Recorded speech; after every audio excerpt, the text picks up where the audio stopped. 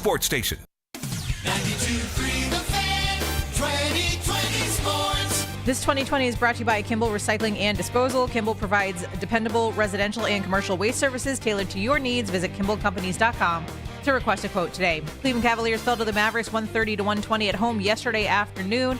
After missing 67 games with a Jones fracture, Max Strus put up 24 points with 8 boards through 23 minutes of play in his season debut. Donovan Mitchell leading the way in scoring for the Cavs with 26 points and 11 assists.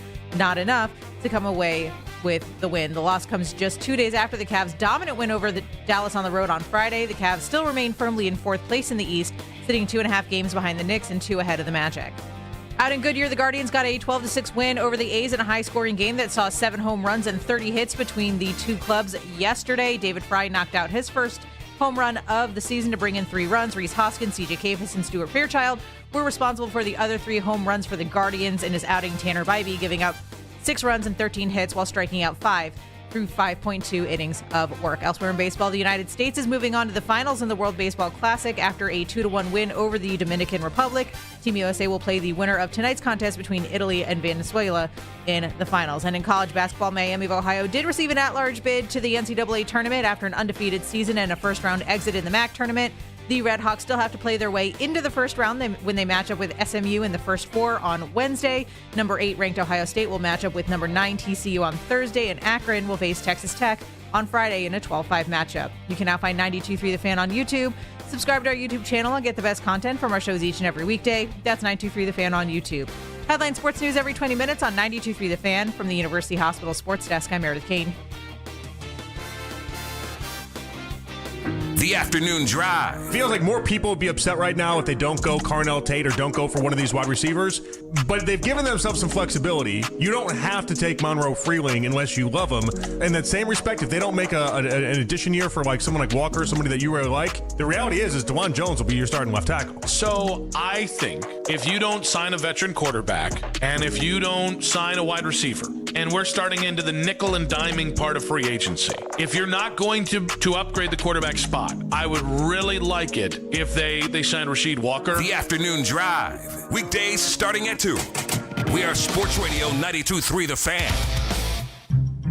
The Ken Carman Show with Anthony Lima. Jason Kidd and the Mavericks win this one by the final of 131-20. I mean, I think the biggest thing is it's just, like I said, the little details. I'm not going to use the word concern. I think it's just something that, we got 12 games to fix it and go from there. And like I said, we haven't had any really adversity with the current group, the current makeup of the group.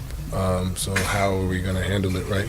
2 tough losses defensively, which really hurt us.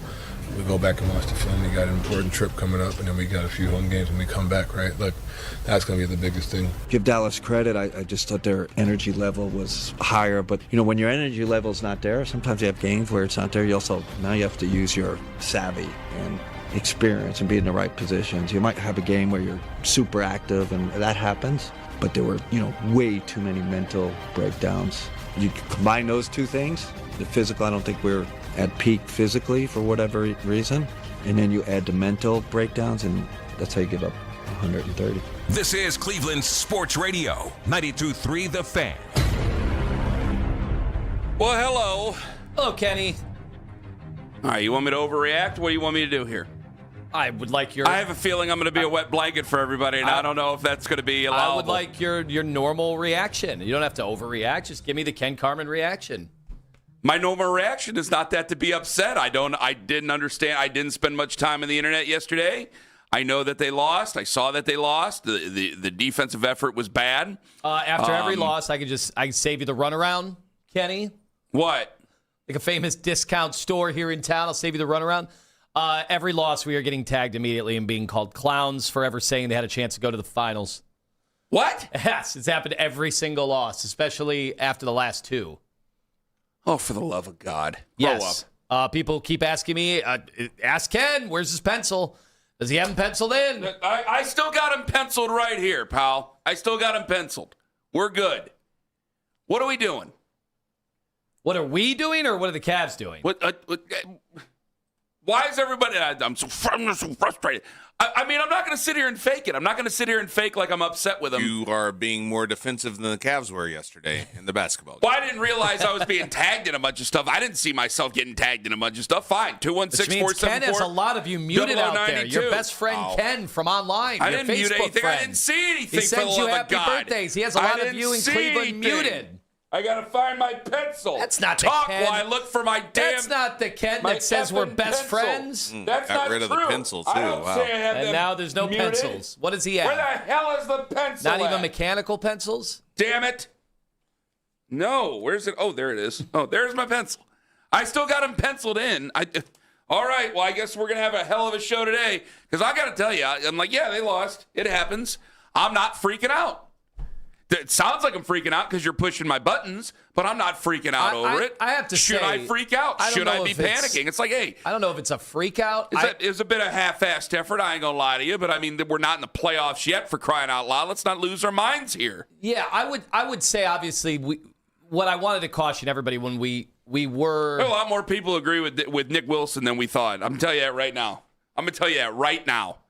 They win, and it is tumbleweeds down Euclid Avenue when they win a basketball game. When they lose, oh, my goodness. Well, they are 5-5 in their last 10. Yeah, it ain't the greatest stretch of basketball, but I said they've struggled here over the last week and a half. I mean, I told you that. I said that to you. Now, So I don't understand why I have to answer for the Cleveland Cavaliers when they're still a great basketball team. It's been a bit of a struggle. Now you're working in Max Strus. You're working in Max Strus. Yes, of course they're a great basketball team. They made a trade for James Harden. They're not a talented basketball team. You still think they're a great basketball team? Yes. It feels like that's teetering I would be the worst person to depose ever. I swear to you. You'd be the best. All they'd have to do is bring you in. And I just immediately get defensive and nasty. I'm sorry. Go ahead. What were you going to say? What were you going to push my buttons about? I feel like they're teetering on that. I don't teetering on what? You said a great basketball team. They are still a great basketball team. Oof. Our producer, young John, came in and keeps John wanting doesn't know his ass from a hole in the ground when it comes to the Cleveland Cavaliers. But we're going to have to put It's been here for a month. He doesn't know his ass. He had a good question that should be a poll question. What? Which is, do you feel now, because they'd be matched up against Orlando, and Orlando's playing their best basketball of the year right now, and that includes a win over us, in which I think they had an out-of-body experience shooting the ball. Certainly Desmond Bane and everybody, they did not miss in that game. What was that? Was that Wednesday night, last Wednesday night? He did have a good question, which is, do you think they are more likely to lose in the first round or get to the NBA Finals? Get to the NBA Finals. I do think that needs to be a poll question. Put out the poll. Does he know the password to put out the poll? He is not allowed. I'm going to look in my password account and send him the password. People are watching and they're making fun of my bag. It's a Samsonite. Ooh. Sorry, go ahead. I do think I'd like to take the temperature of the fan base right now. And obviously it's always going to be better after wins and worse after losses. People were asking if that was the worst loss of the year. I still think the Golden State game was the worst loss of the year. The Golden State game was the worst. Like Dallas has actual NBA players. Yeah. Golden State game was the worst loss of the year. PJ Washington, Najee Marshall, I mean, they were in the NBA Finals a few years ago. Cooper Flagg. I mean, that he is very legitimate. He was probably the best player on the floor last night between the two teams. How many of the games in the postseason do we have to play on a Sunday afternoon? That's my next question. There could be a few. Maybe the first one? We're getting these weekend matinees, and it's putting a bit of a cramp in the style, man. I know. I don't even know. I wanted them because I didn't want especially when I was doing a lot of drinking on the weekend. You load up, you party. You get to Sunday night, and I'm like, and I got to go stay dialed into another game. Like, I wanted more matinees, but this team doesn't exactly respond to those. Well, they're not very good on a Sunday afternoon. No, they are not. It's very odd. That part I'll give you. And, let me ask you, do they deserve a little bit of a break because they had just beaten Dallas by 33? That was their largest margin of victory the entire year. So now they're back home. I'm not giving them that. They were probably going to mail it in. I'm not giving them that. It's when you beat a team by 33, and it was basically uncompetitive on Friday night. How much of that game did you watch on Friday night? Not much. I didn't feel the need to. Liz went to bed.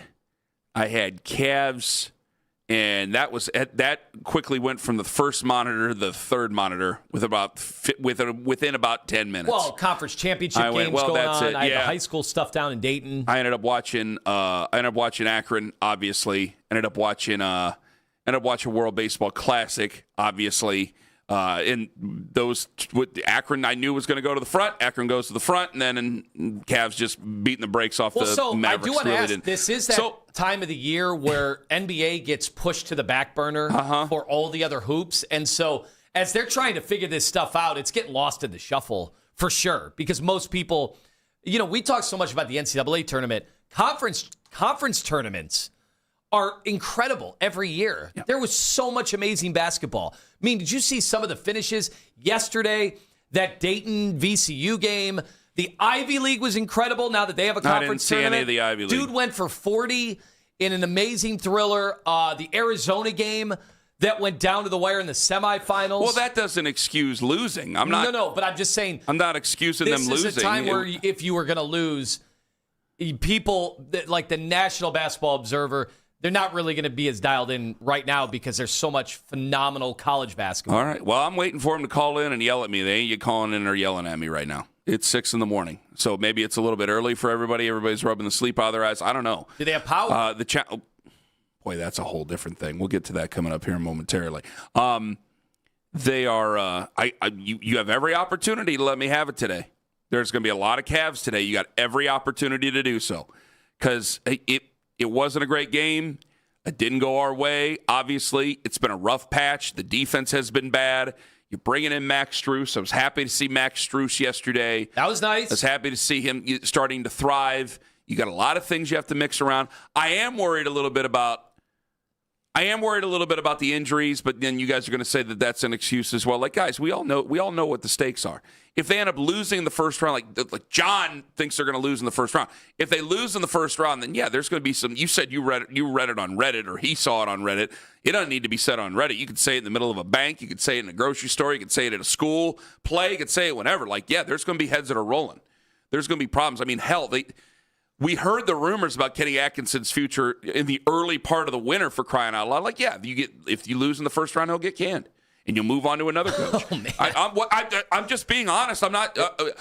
Does it sound like I'm freaking out? Like, I'm a freak out type person. Does it sound like I'm freaking out? Well, if you're saying we're a month away from the coach getting fired. I didn't say we're a month away from the coach getting fired. You said you just put that in my mouth. I said if they lose in the first round of the playoffs. I don't think they're going to lose in the first round of the playoffs. Nothing is bleeped. They're fine. Relax, for the love of God. I know we don't know how to act at times. It is now officially a poll question on 92.3 The Fan. Which outcome is more likely? I hope we get yelled at just for putting up the stupid poll. Right now, it is tied. First round exit and finals There's appearance. probably 2 votes. There are 10 votes in. Told you. Still 23 hours left, and then we'll tabulate those vote totals. Lock them in. Like America's Funniest Home Videos. Lock in your vote. How you win $10,000. That is how you get it done. And add some animals. They love Bob cats. Saget ain't walking through that door, though. But they Rest love the cats. Peace. They love the cats.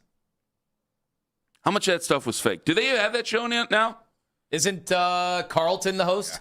Carlton's the host. Or was that like 20 years ago? Alfonso Ribeiro. It's on any Sunday afternoon that I go to a bar and need to watch a Cavs game. That's on instead.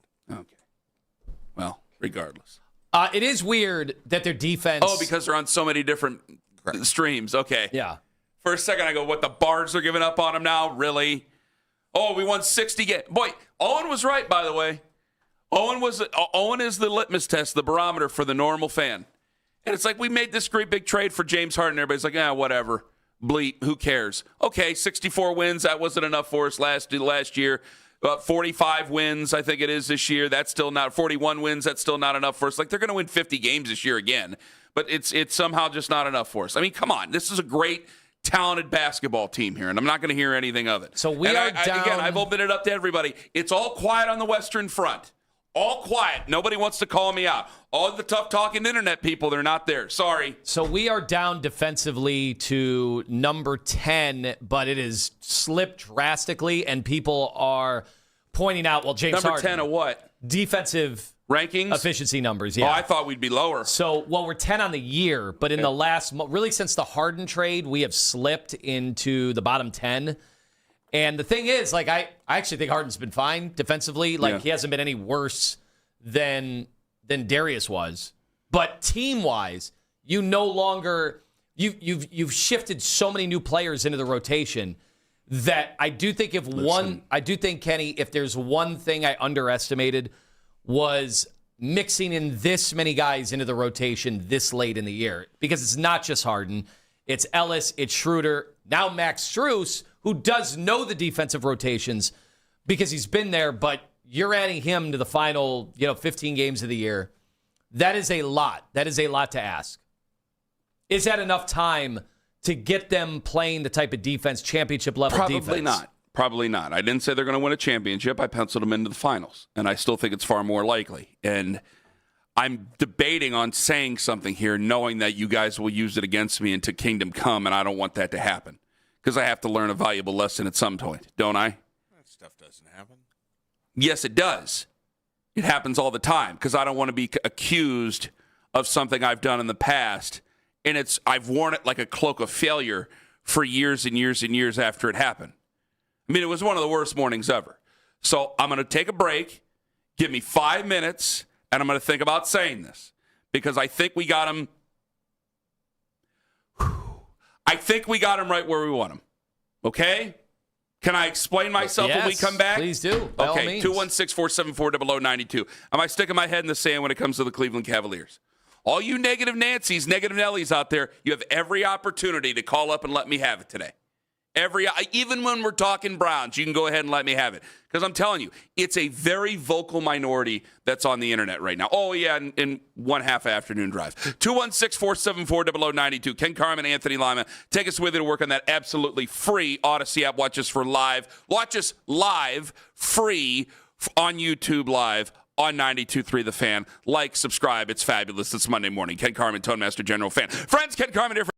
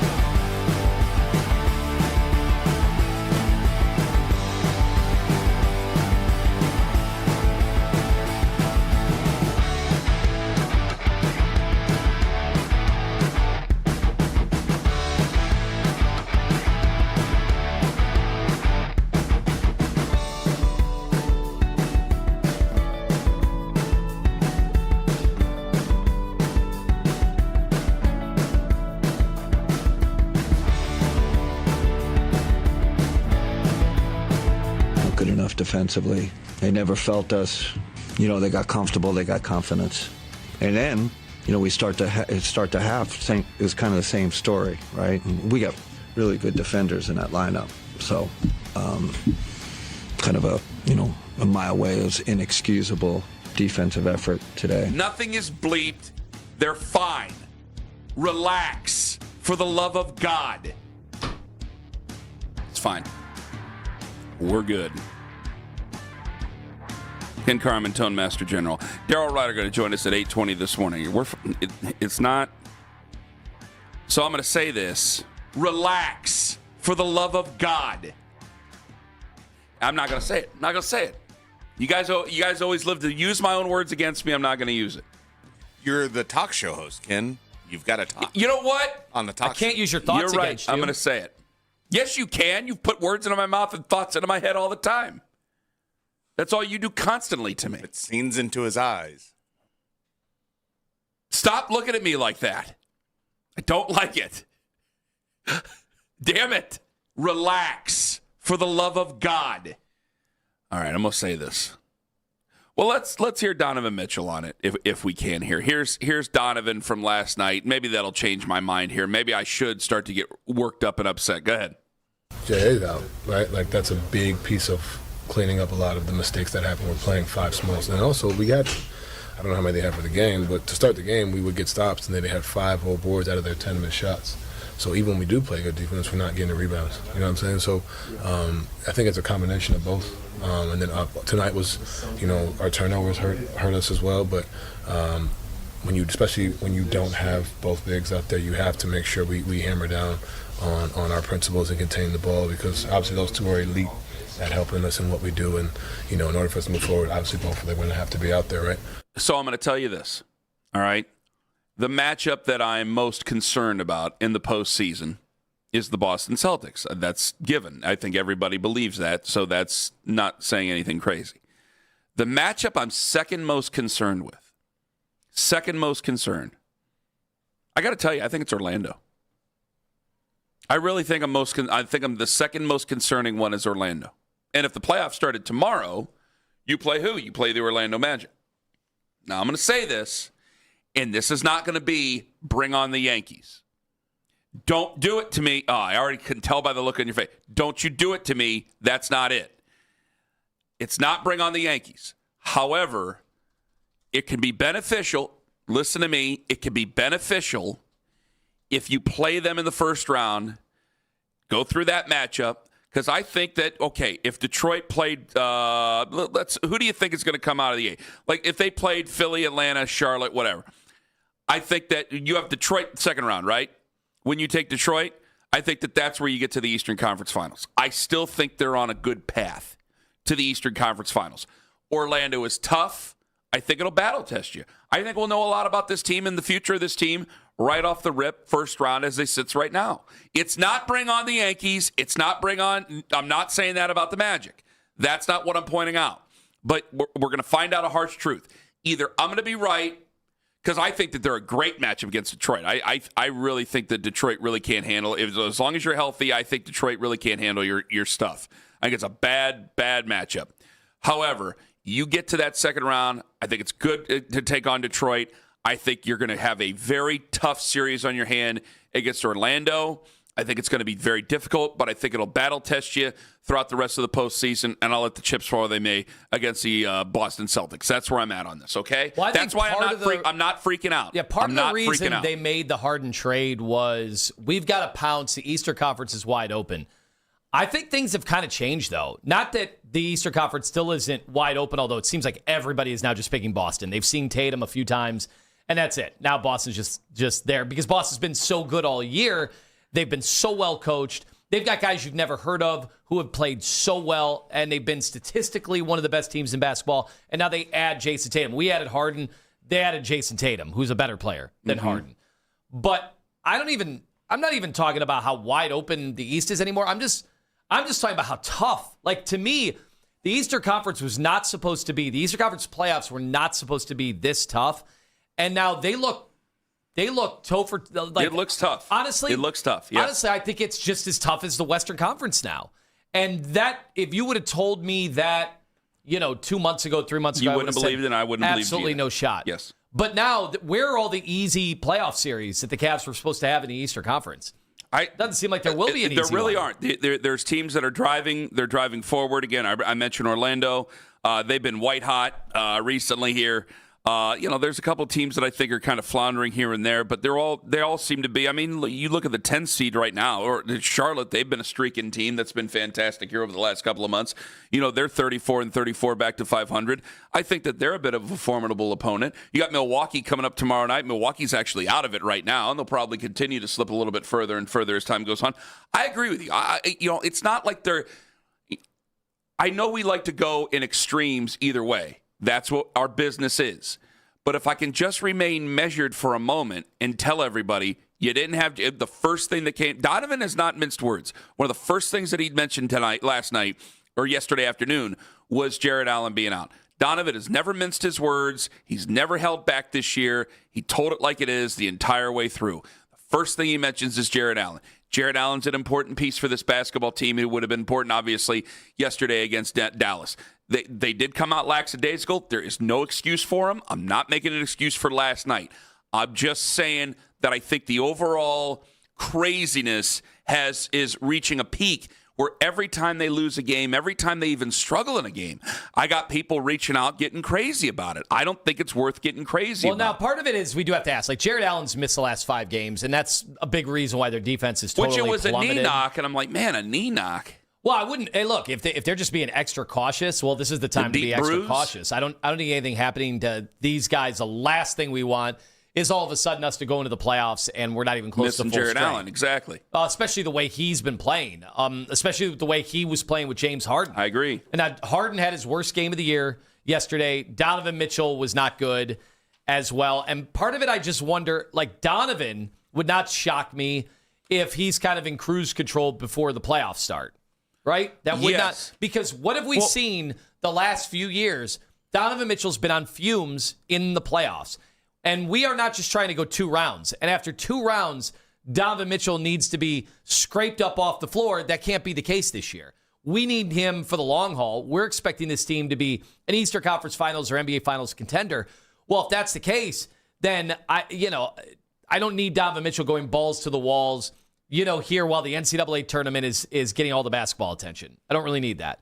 So, did I expect him to go 5-5 during this stretch when we thought they would just be mopping up and getting wins here and there, left and right, because of all the teams that are tanking? No, I did not think 5-5 was probably going to be their mark in the last 10 games. Okay. It has been rough. There's no doubt. It's not been a lot of fun. But if I look at it and I say Donovan has a groin injury, you just said it. I don't want them to be going. I don't want them to be going hardcore as we go down this stretch. Where I know we're in a weird spot. I know this is time for a ramp up usually. But you have Donovan with a groin injury. You got Evan Mobley, who's been battling a calf injury all year. You got Jared Allen, who's battling that knee injury, which, again, it's a knee knock. So it's got to be more. That's what they said. So it has to be more serious than that. If you're banging knees, you should be good to go a week later, right? Shouldn't you?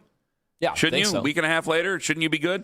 Okay, then James Harden has his hand injury that he's learned. I know it's not shooting, but he's learning to do it in a different way. So you have those things that are working against you. Now, I know that sounds like a giant, big, fat excuse, but this is part of the reason why they are who they are as they are right now. Now, all that happens at the end of the year when all this goes down and we get ready for the playoffs. I'm not going to use that anymore. So I'll let the chips fall where they may. If I go down believing in a bad basketball team, then fine. I guess I got hoodwinked by a bad basketball team. But they're not a bad basketball team. The East has gotten tougher. You have gotten better, but you still need to gel as this time goes on. You don't have a lot of time to do it. So I don't want anybody freaking out. Again, I still think this is an Eastern Conference Finals team. I penciled them into the finals. I still think that they can get to the finals, even though, they need a lot of help with Boston. I still think this is at least an Eastern Conference Finals team, and I think a lot of people are overreacting to this. They won 64 games last year because their offense was just nonstop. They were relentless. Yeah, but also the East was way worse than it was this year, and you know that. But their defense was special throughout the regular season. And, look, that playoff series was that playoff series against Indiana. It's like they were blitzed from moment one. Then you had the injuries with Darius, and you had Evan, and then DeAndre Hunter, and things were never the same.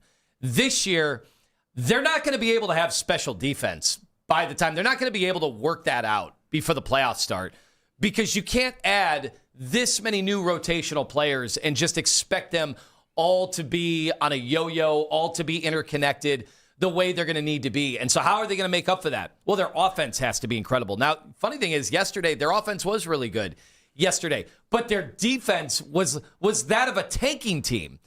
And that surprised me. I did not expect. I thought there was too much ego, too many guys that, would refuse to allow that to happen yesterday. And that's why I am a little unnerved as to what's going on here. You had more than enough talent to have a better defensive effort than they had. Jared Allen or not, they had too much. That should not have been the case. Jalen Tyson or not, that should not have been the case. You are right. I am not excusing what happened last night or yesterday afternoon. I'm not excusing it. It was terrible. It was terrible, terrible defense. Like, where was the pride? At halftime, they should have known it was a basketball game. They should have woken up, and they didn't. And that to me is a little large. They were down 20 late in that game. Come on. There's way too much talent for them to be down 20 to that team. Well, we'll see what Daryl thinks about it coming up at 8:20 this morning. We're obviously going to get back to this a little bit sooner than that as well. 216-474-0092. Watch us on YouTube Live, where a Browns question that has become tradition, and you're playing games when others aren't. Yes, that's the tournament. Ken Carman, Anthony Lima on the Fan.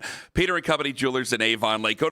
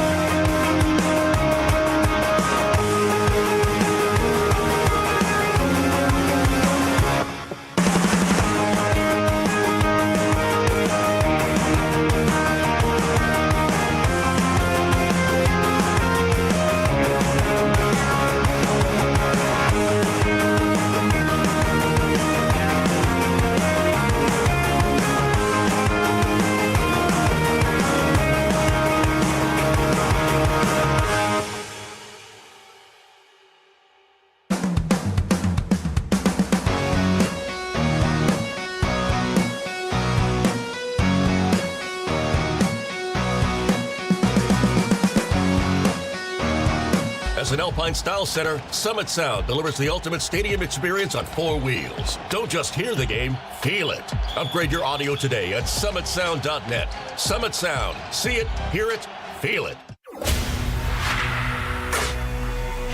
Headline sports news every 20 minutes from the University Hospital's sports desk. We are Sports Radio 92.3 The Fan. So my issue is that you're playing games when other people aren't. And that should be part of the tournament. That's the postseason. However, if you look up the schedule from CBS, which is basically like they're in cahoots 1-1 with the NCAA when it comes to the NCAA tournament, it just says first round March 19th and 20th. It doesn't say anything about the first 4.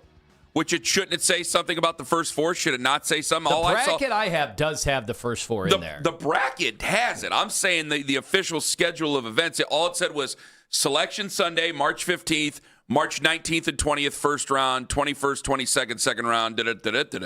That's all it said. And I'm going, well, it's the first 4. You're hurting my argument here because, your thought was they didn't even make the tournament. Yeah, they made a special weird purgatory to see if they make the tournament. I have always been on, especially after I saw it kind of play out when they started this. Have we been doing this for well over a decade now, the first 4? Yes. And just being down in Dayton this weekend, they were getting all the signages up. Everybody is welcome, NCAA fans. But for me, I'm not in Dayton. I'm up here in Cleveland. Aren't you going back to Dayton? I'm going back down there again this weekend. But it's getting to know the land. I have to say that I've always, after seeing it kind of play out, you have to win a game to be in the NCAA tournament. These teams that are all down there, and it's very weird how they do it, right? They have the 11 seeds, but then they have the 16 seeds. Yes. So it's weird. If you're the 12 seed, if you're a worse seed, or you're a 13 seed, you are part of the 64, like automatically. But the 11 seed, you have to play a game to get into the 64. That always has been kind of bizarre to me, and I've never really heard a coherent argument that makes sense, and it's shocking to me. More of a TV show? That all these years later, we're still putting, why aren't all the 15 seeds in the first 4? I don't know. Because no one will watch. There you go. So, but there's no symmetry. No. To the tournament. This ruins the symmetry of the tournament, whatever. I think a lot of people just say, wake me up when the 64 start. Wake me up when Thursday starts. Except we actually would have a tie into this. I agree with you. Like tomorrow. I've not watched a lot of the first 4. Me neither. I did the first year and maybe the second, and then I'm like, this seems kind of pointless to me. I mean, I'll tell you right off. Game 1 is at 6:40 tomorrow, and then there's 9:15. Then on Wednesday, there's a 6:40 and a 9:15.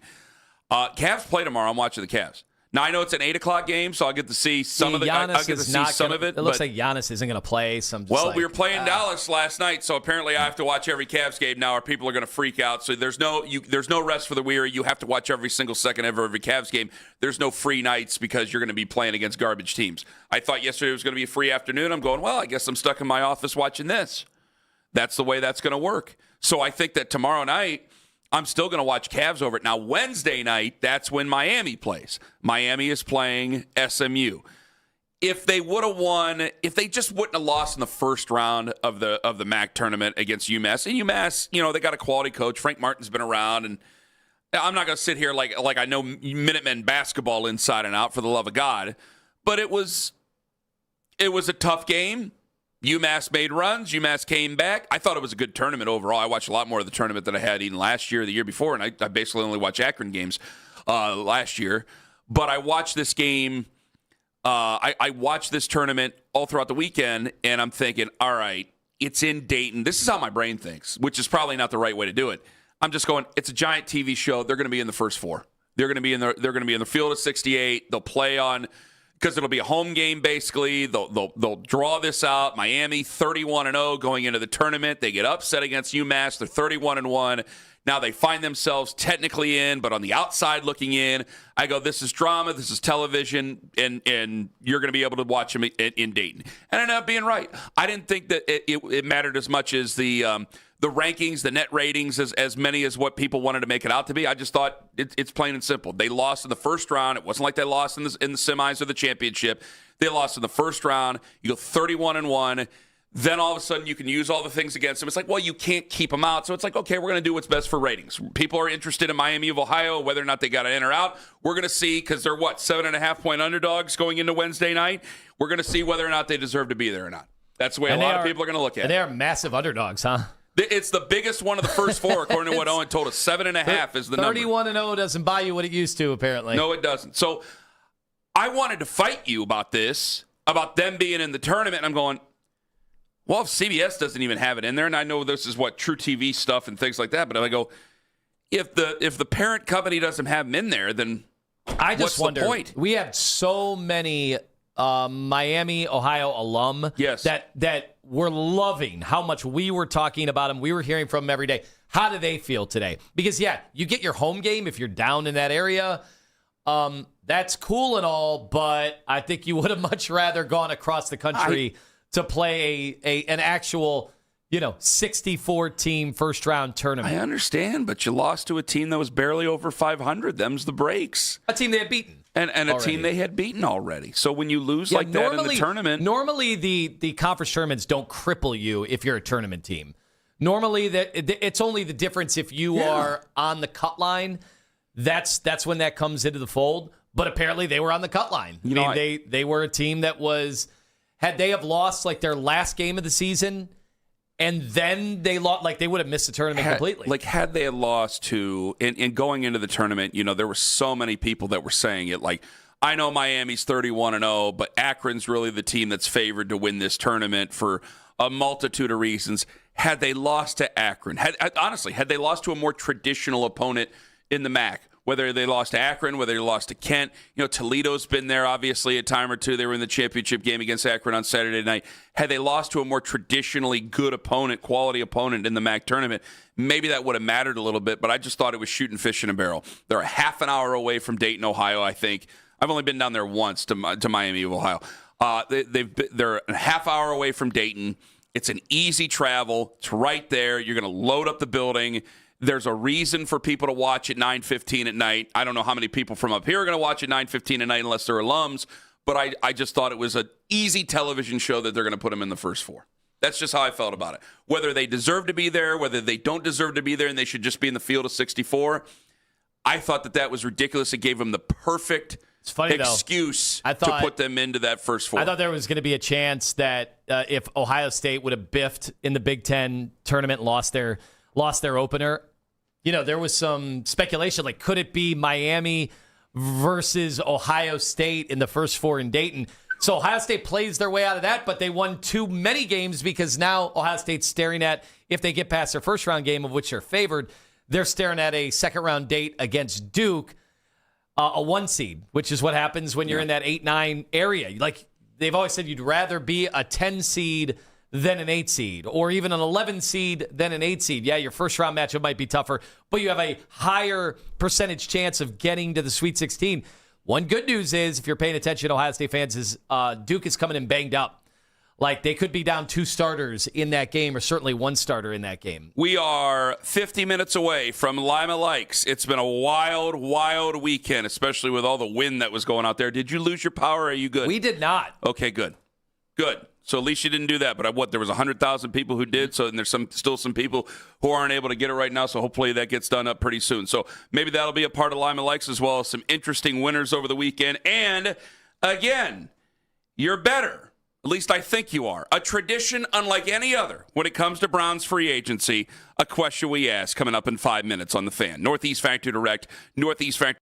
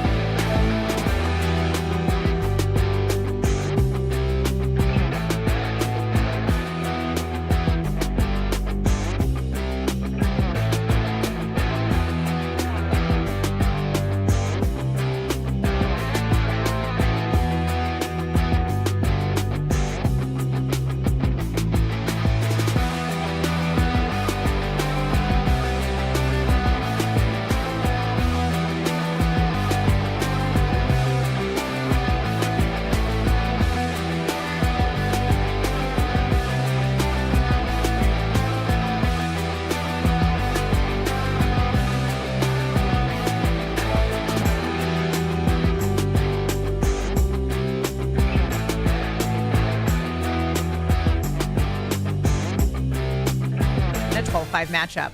You can now find 92.3 The Fan on YouTube. Subscribe to our YouTube channel and get the best content from our shows each and every weekday. That's 92.3 The Fan on YouTube. Headline sports news every 20 minutes on 92.3 The Fan. From the University Hospital Sports Desk, I'm Meredith Kane.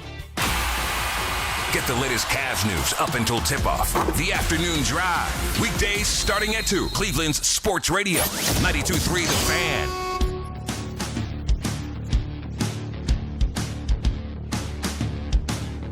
We'll update the poll at 7:20, even though it's a totally ridiculous poll. Outrageously ridiculous. But relax, for the love of God. Can I show you something? Yeah. Ladies and gentlemen, guess what I did over the weekend? I gotta hold it up for everybody to see. You gotta watch us on YouTube Live. Ladies and gentlemen, the draft work is done. The NBA draft? No, NFL this is the draft. NFL draft, baby. Okay.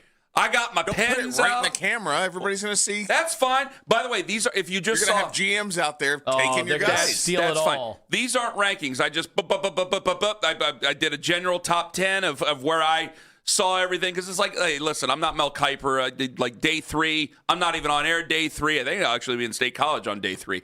But I'm on first 2 days of the draft. So this is a lot of fun. We got tackles here. What, is that where Drew Aller's going to be on day 3? Can I tell you something? Why you got to do that? You're going to be with the Aller family, or what are you going to be doing? The Aller family lives in Medina. I don't know why they'd be in State They'd be College. training. I said I might. I'm not sure yet. Did he graduate? Is he done? Yes, he's in the draft. Okay. No, Nathan Segura talked about him just Friday on the Fan on our station. You were So he doing graduated God knows early, what. is what you're saying. I don't know if he graduated early. Okay. I actually don't have the. I don't know if he's still attending classes.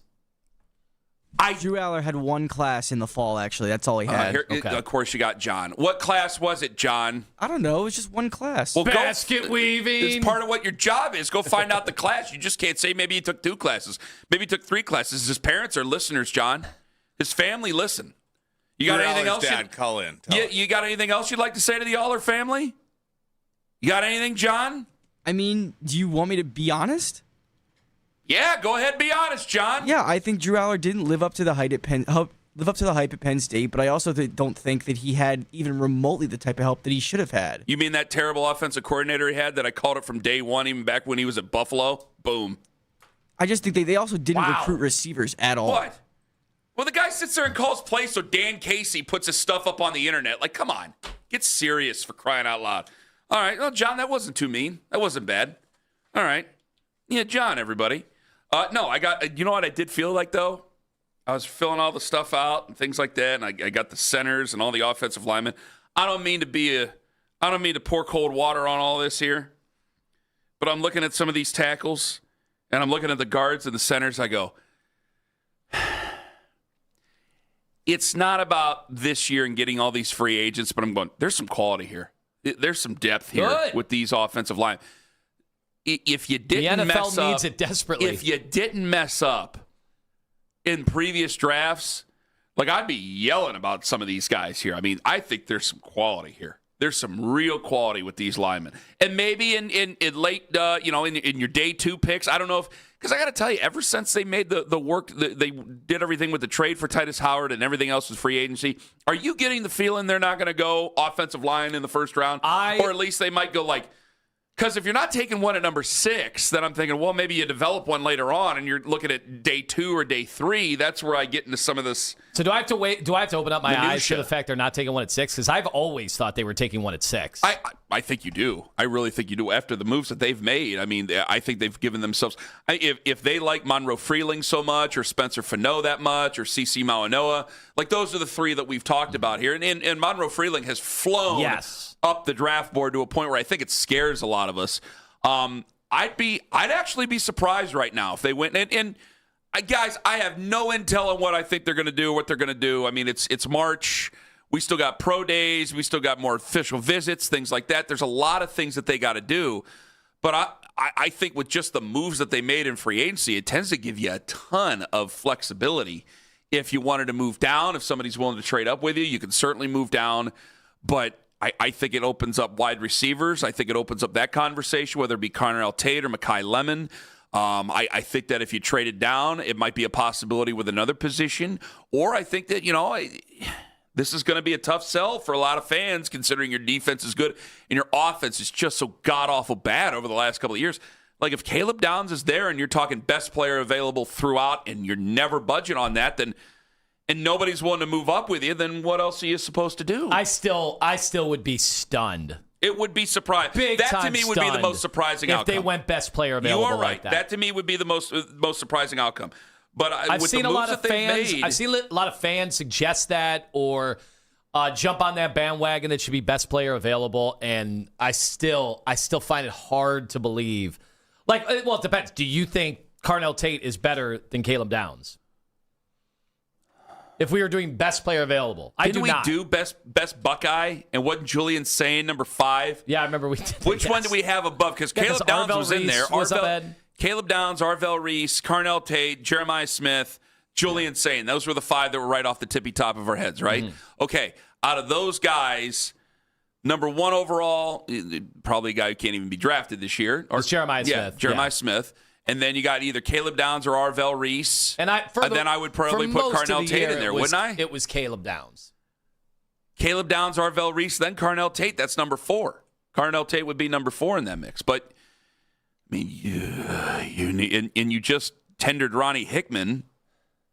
That kind of gets in the way, doesn't it? So I don't know. I mean, you're not going to not draft a guy at number 6 overall because of Ronnie. No offense, because of Ronnie Hickman, you're not going to do that. But I'm just saying, at 6 overall, if they took a defensive player, I would be stunned. I'd be really surprised by that. But my God, there's some quality here when it comes to the offensive line. I got really excited while filling out all the stuff, man. I had a great Friday and Saturday, man. That was a lot of fun. Anyway, but it does make me a little bit wistful on some of the things that had happened before. So after free agency, it is a tradition unlike any other. How much better are the Browns? Because it seems that I know that there's still moves to be made out there. There's still a couple of free agents that might be out there, but we're starting to get into the nitty-gritty of everything here. So if you're thinking of this tone, how much better are they? Like, did you have a win total right after the Super Bowl, and did it change for you? I think I said 5 over after the Super Bowl, and it's still 5. It's 5 or 6. That hasn't changed. I think obviously they were going to address the offensive line. They weren't going to come back with 0 offensive linemen. And they were never going to be able to get offensive linemen that other teams wanted, right? The original teams, you were always going to be dealing in that group of guys that are only available because the original teams, didn't want them anymore. That's the deal with offensive linemen. Like, you don't get to rip away great offensive linemen from other teams unless you're trading a haul, which they were never in position to do. So on paper, they're better with the offensive line. I still, if you were to ask me right now, have they fixed the offensive line? Now, they could still be a very bad offensive line this year. I think I went with... It's really hard. It's really hard to turn that over. I think I said 4 to 6. I want to stick with 6, okay? And the reason I'm still at 6 is because I think that they're... Like, Titus Howard, I think, is better than what some people want to make arguments for. Now, record that. Maybe I'll be ripping them coming up this fall, okay? Because it's been a mixed bag on any one of these guys. Now, there's certain things that each of them do very, very well. Obviously, they're free agents for a reason. But because you have so many of them and you have to bring them together in a very short period of time, it's going to put a lot of pressure on George Warhop, which, again, is one of the guessing games of the offensive line.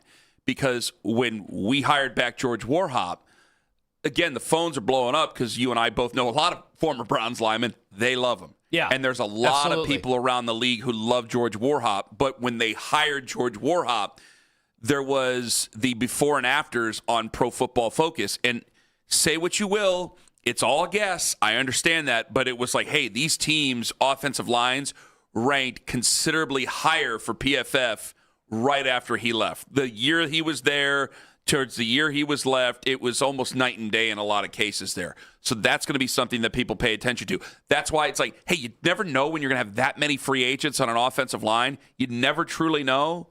And so I think it's a bigger guess than anything. Like, hey, they could work out well. The offensive line could work out well. It could give Shedeur Sanders or maybe Watson, who the hell knows. But it would give Shedeur Sanders plenty of time to find somebody. You're definitely going to draft a wide receiver at some point here in the early part of the draft. So maybe that's going to be able to help. On the offensive line, if you had 5 average offensive linemen, which the guys they went and got in free agency, and you're always overpaying in free agency, but the guys they either traded for or got in free agency, they were all, depending on ESPN or PFF, they were all in the neighborhood of average to slightly below average, is what I thought. Yes. depending on who you believe or whatever.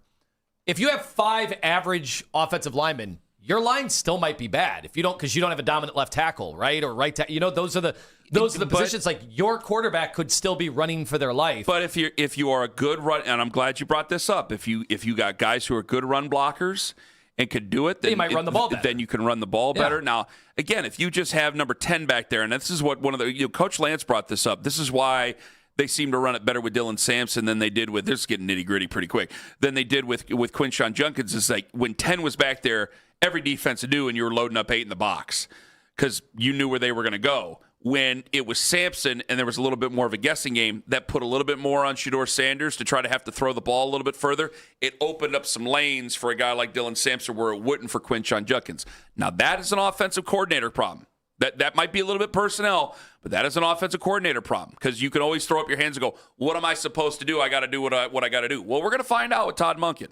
All right, we're going to find out with him and what he wants to do with his offense here and how much of a change and how much better it is with Todd Monken than it was with Kevin Stefanski. So we're going to find that out. But I think a good offensive line or a bunch of marginal players on an offensive line, yeah, they can end up being terrible if you got to throw the ball all over the place and we don't necessarily know where they're coming from. Or if they're able to run the ball with any modicum of success, most guys are going to move better forward than they do backwards.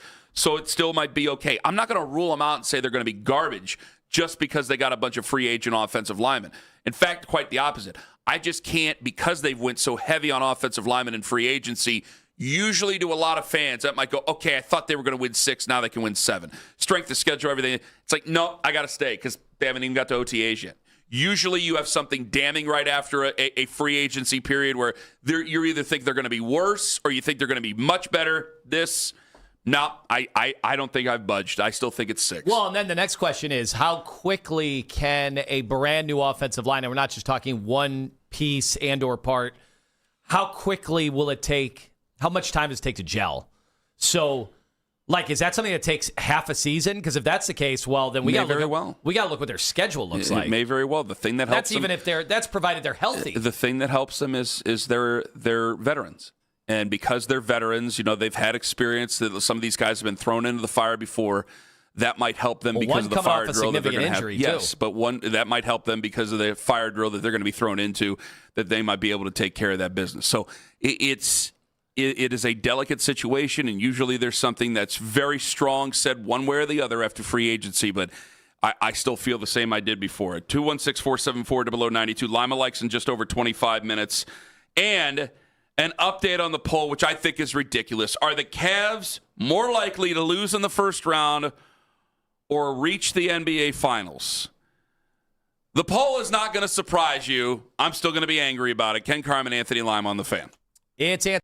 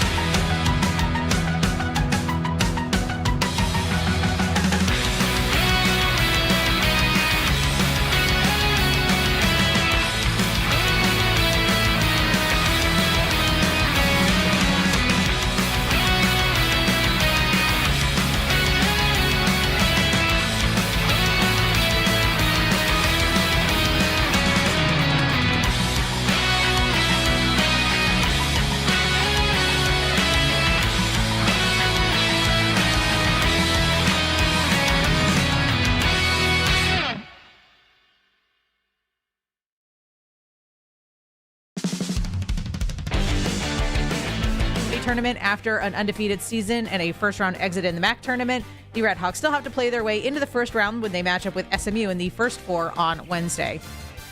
You can listen to the Fan Rewind weeknights from 11 p.m. to midnight, all the best segments from all our shows, and you can always listen on the Odyssey app. Headline Sports News every 20 minutes on 92.3 The Fan. From the University Hospital Sports Desk, I'm Meredith Kane. Apparently, I have better taste in cinema than Anthony Lima. That coming up in Lima Likes at 7:45. 216-474-0092. The poll is out. We started the show. You didn't actually. You are the master of. I'm going to get to the phones here in a bit because these people have been wanting to get in now. I don't even know where you stand about the loss. Yesterday. It was a horrendous loss. Like where was the pride? Well, like at halftime you're locked up in a tight one. Where's the pride?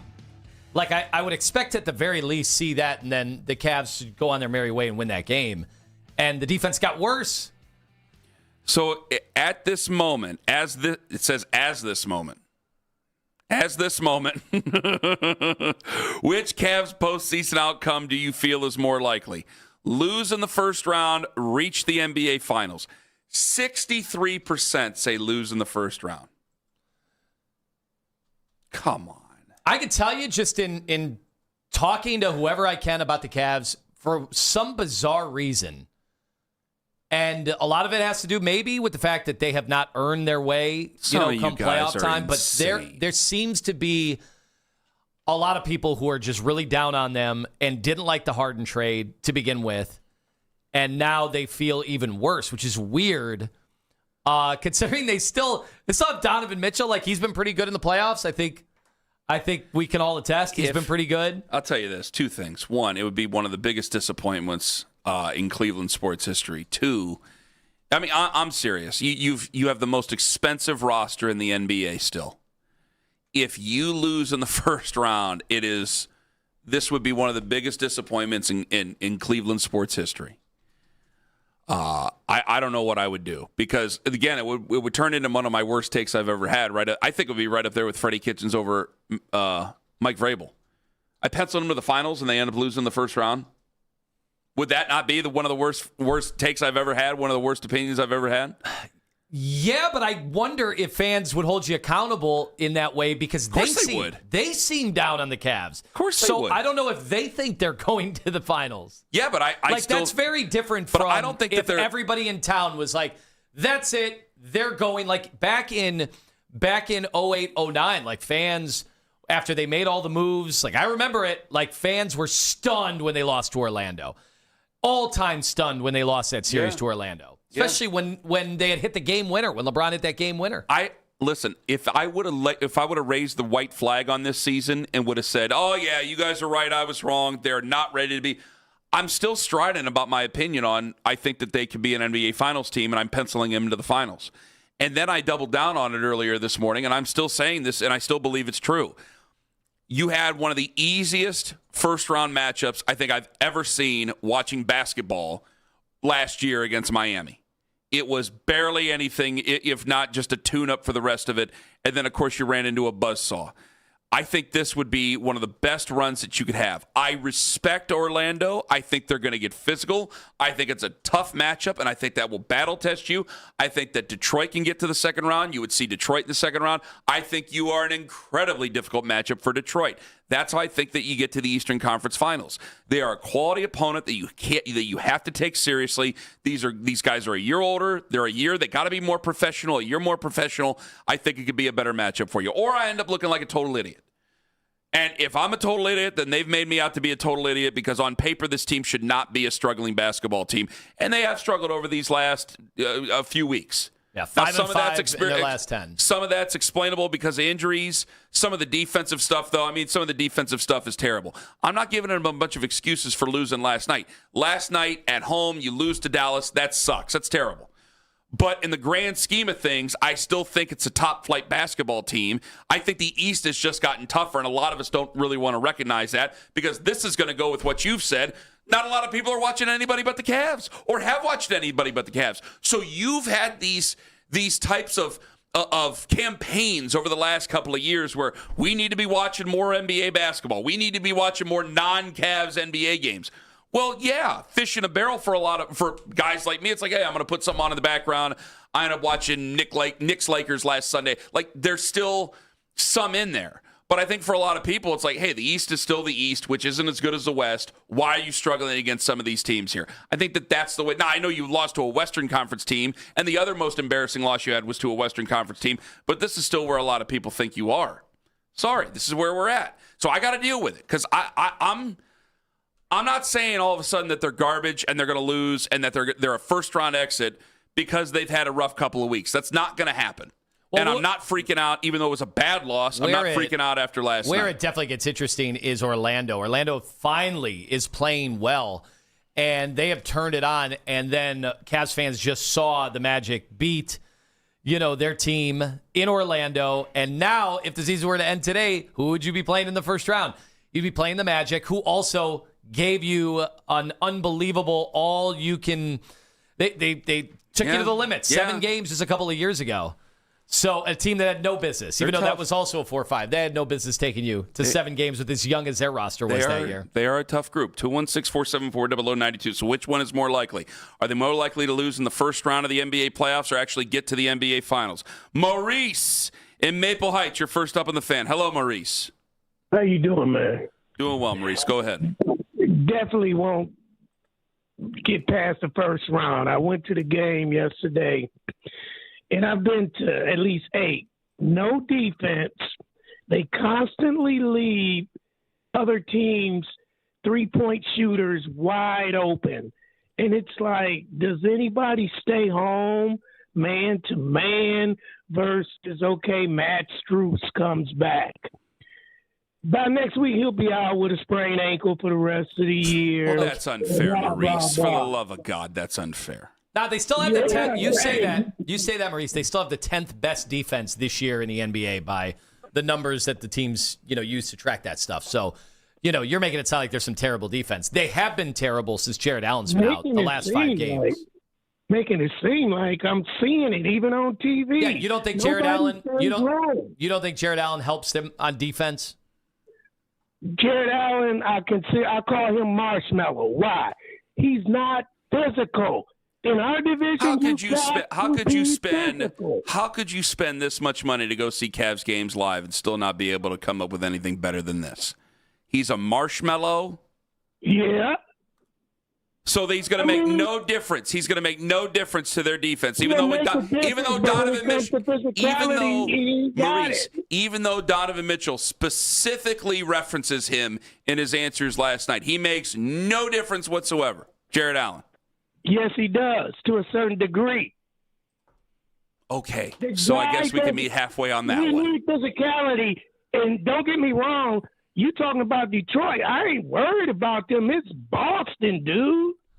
Well, you would play. Well, wait a minute. Okay. Well, first off, Maurice, thank you for the call. But you're not playing Boston in the first round, or probably even the second round here. So which way is this thing going to go? See, we got to understand this. Are they more likely to lose in the first round, or are they more likely to get to the NBA Finals? Which one is it? Now, a lot of people are saying first round. Who's your first round opponent? Name your first round opponent. It's Orlando. So you have to say Orlando. Forget Boston. Forget Detroit. I know the road I laid out. It's Orlando. Do you think that they would beat Orlando? If you think that they would lose to Orlando, then fine. If you think they're going to the NBA Finals, then fine.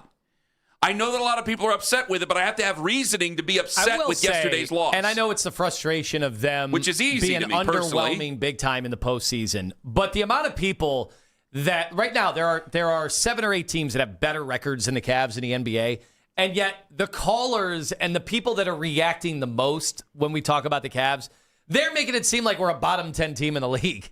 Like that they have no saving grace, that there have been no redeeming qualities to this team all year. It's like, how spoiled are the Cavs? And I know that these teams don't even have LeBron. Like that was really being spoiled when you could just walk into the NBA Finals every year, without any real hassle. Okay, now they have to work a little bit harder, obviously, but let's not act like this is a bottom team in the league. You guys are acting like they're the Browns, if you were to compare the NFL to the NBA. They're not the Browns. They're like really good. Well, in these situations, you're the Baltimore Ravens. You're not the Browns. I think for a lot of folks, they're used to. And people in Baltimore aren't happy about the Ravens. I get it. I wonder. This is, you know what? This is just me flying off the seat of my pants. I wonder if a lot of people are just getting themselves ready to be disappointed. They've been disappointed the last 3 years in the postseason. Have they not? Have they been, and not just disappointed, they've been sorely disappointed. I mean, I've been sorely disappointed. So maybe they're just getting themselves ready. I'm holding them to a standard, damn it. You have the most expensive roster in the NBA. You traded for James Harden. I'm not trying to soft pedal this thing, okay? I'm not trying to do it. There are excuses. There are, I should say, explanations for the way things are going right now, all right? I'm not just trying to be some Cavs soft pillow yes man on this. I'm trying to hold them to a standard. You made your decision. Now you got to work with your decision here. And your decision when you brought in James Harden, who's a better player than what you have with Darius Garland, when you made that decision, it's obviously not to just get past the first round of the finals or first round of the playoffs. But that is the question that's being asked. And I think there's a lot of overreaction. Yes, losing Dallas sucks, but I can't lose the grand scheme of things. It's a terrible loss, one of the worst losses of the year. Maybe not the worst loss of the year, but it's arguable. One of the worst losses of the year. They are still a much better basketball team, and I don't think they're going to go in there and turn in a defensive performance like that against the Orlando Magic. I'm the one trying to tell people relax, and here I am worked up about this. Yes. I just want to play this clip from Kenny yesterday. It was on the defense and how they started, and they played defense totally different than they normally do during the regular season. I think that's important. Listen, I can look at myself, too. We started the game switching, 1 through 5, which that's not normally what we do. But I think we wanted to challenge the group. You have to do that in the playoffs, see where we are. And I don't know, but that's not an excuse, right? I also have to look in the mirror. Was it the right coverage to start? Man, that's a lot of factors, right? And that's, again, that's kind of why you give up 130. When he calls them out for the, quote, inexcusable, I think, yes, inexcusable, and another clip was the word. I think he's trying to remain reasonable to some level. Here's where he calls the defense inexcusable. Just too permissive on the defensive end. And I just told the guys, and it starts with that first unit, just not good enough defensively. They never felt us. They got comfortable, they got confidence. And then, we start to half. It was kind of the same story, right? And we got really good defenders in that lineup. So, kind of a mile away is inexcusable defensive effort today. I mean, he's saying what the truth is, and the truth is it was inexcusable. It still doesn't mean I think they're just going to go out there and embarrass themselves in the postseason. If they do, then he's gone. I think that goes without saying. I mean, if they were to actually lose in the first round, I think it's going to be madness in this city. In that situation. And I think certainly Kenny Atkinson. You think that Donovan could have won out or anything like that? I think executives could lose their job. I think head coach could lose their job. Assistants would be bounced. And yes, I think everybody would be potentially on the table for trades. Yes. Let me get Daryl in Mayfield Heights real quick. Hello, Daryl.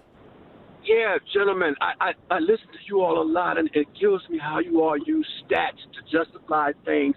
Like, they got the best 10th defense in the league. But the eye test here is you saw what they looked like yesterday. The reason why this team is not going to make it out the first round is because when Jared Allen comes out with an injury, you are forced to play Dean Wade, who doesn't give you anything. Dean Wade drives to the basket and kicks the ball out to Evan Mobley to hit a three. Dean Wade is a horrible defensive player, and he does not give you Dean Wade is not a horrible defensive player at all. Horrible defensively. Yes, he is. No, he's not. Yes, he is. He's horrible. He has been a huge difference maker for them defensively because he's 6'8", he's 6'9". Would you rather do you watch the games when they go all small and they got a bunch of 6'2", 6'3", 6'4" guys trying to defend? Gentlemen. You do realize the NBA is getting a little bigger. He gives you nothing. I don't know what era of basketball like you enjoy the most, but you realize the NBA has gotten a lot bigger and longer and more athletic. And when you trot out a bunch of 6'1", 6'2", 6'3" guys, that's where Dean Wade. The problem with Dean Wade is the offense. It's not the defense. What are you talking about? Okay, so what's the problem with the offense with Dean Wade then? What's the problem? Well, he's just very limited. I mean, the only thing he's going to do out there is rebound for you and shoot open threes. Like that's a risk reward in trying to play him. But defensively, they love that. Did you watch him? Did you watch him against Jalen Brunson in the Knicks a few weeks ago? He put the clamps down. Brunson couldn't get past him because he has trouble with size and length. So Dean Wade gives them that. Okay, like I said, first first round. Okay, well, still. He asked you if you watched it. He's Apparently not you didn't. like Dean Wade. No, I'm talking to Daryl. You asked him if he saw it. He didn't see it. He sees what he wants to see. Dean Wade is a limited player, but the reason they have to use him is because if you just send out guys like Dennis Schroeder and Keon Ellis is a pesky defender, but he has trouble against size. So, you know, this isn't Oklahoma City where they have 10 guys that are two-way players. You know, we don't have that. Lima Likes coming up at 7:43. Apparently, I have better taste in cinema than Lima does. It's coming up on The Fan. Well, I can tell you who has the best taste in real estate and what I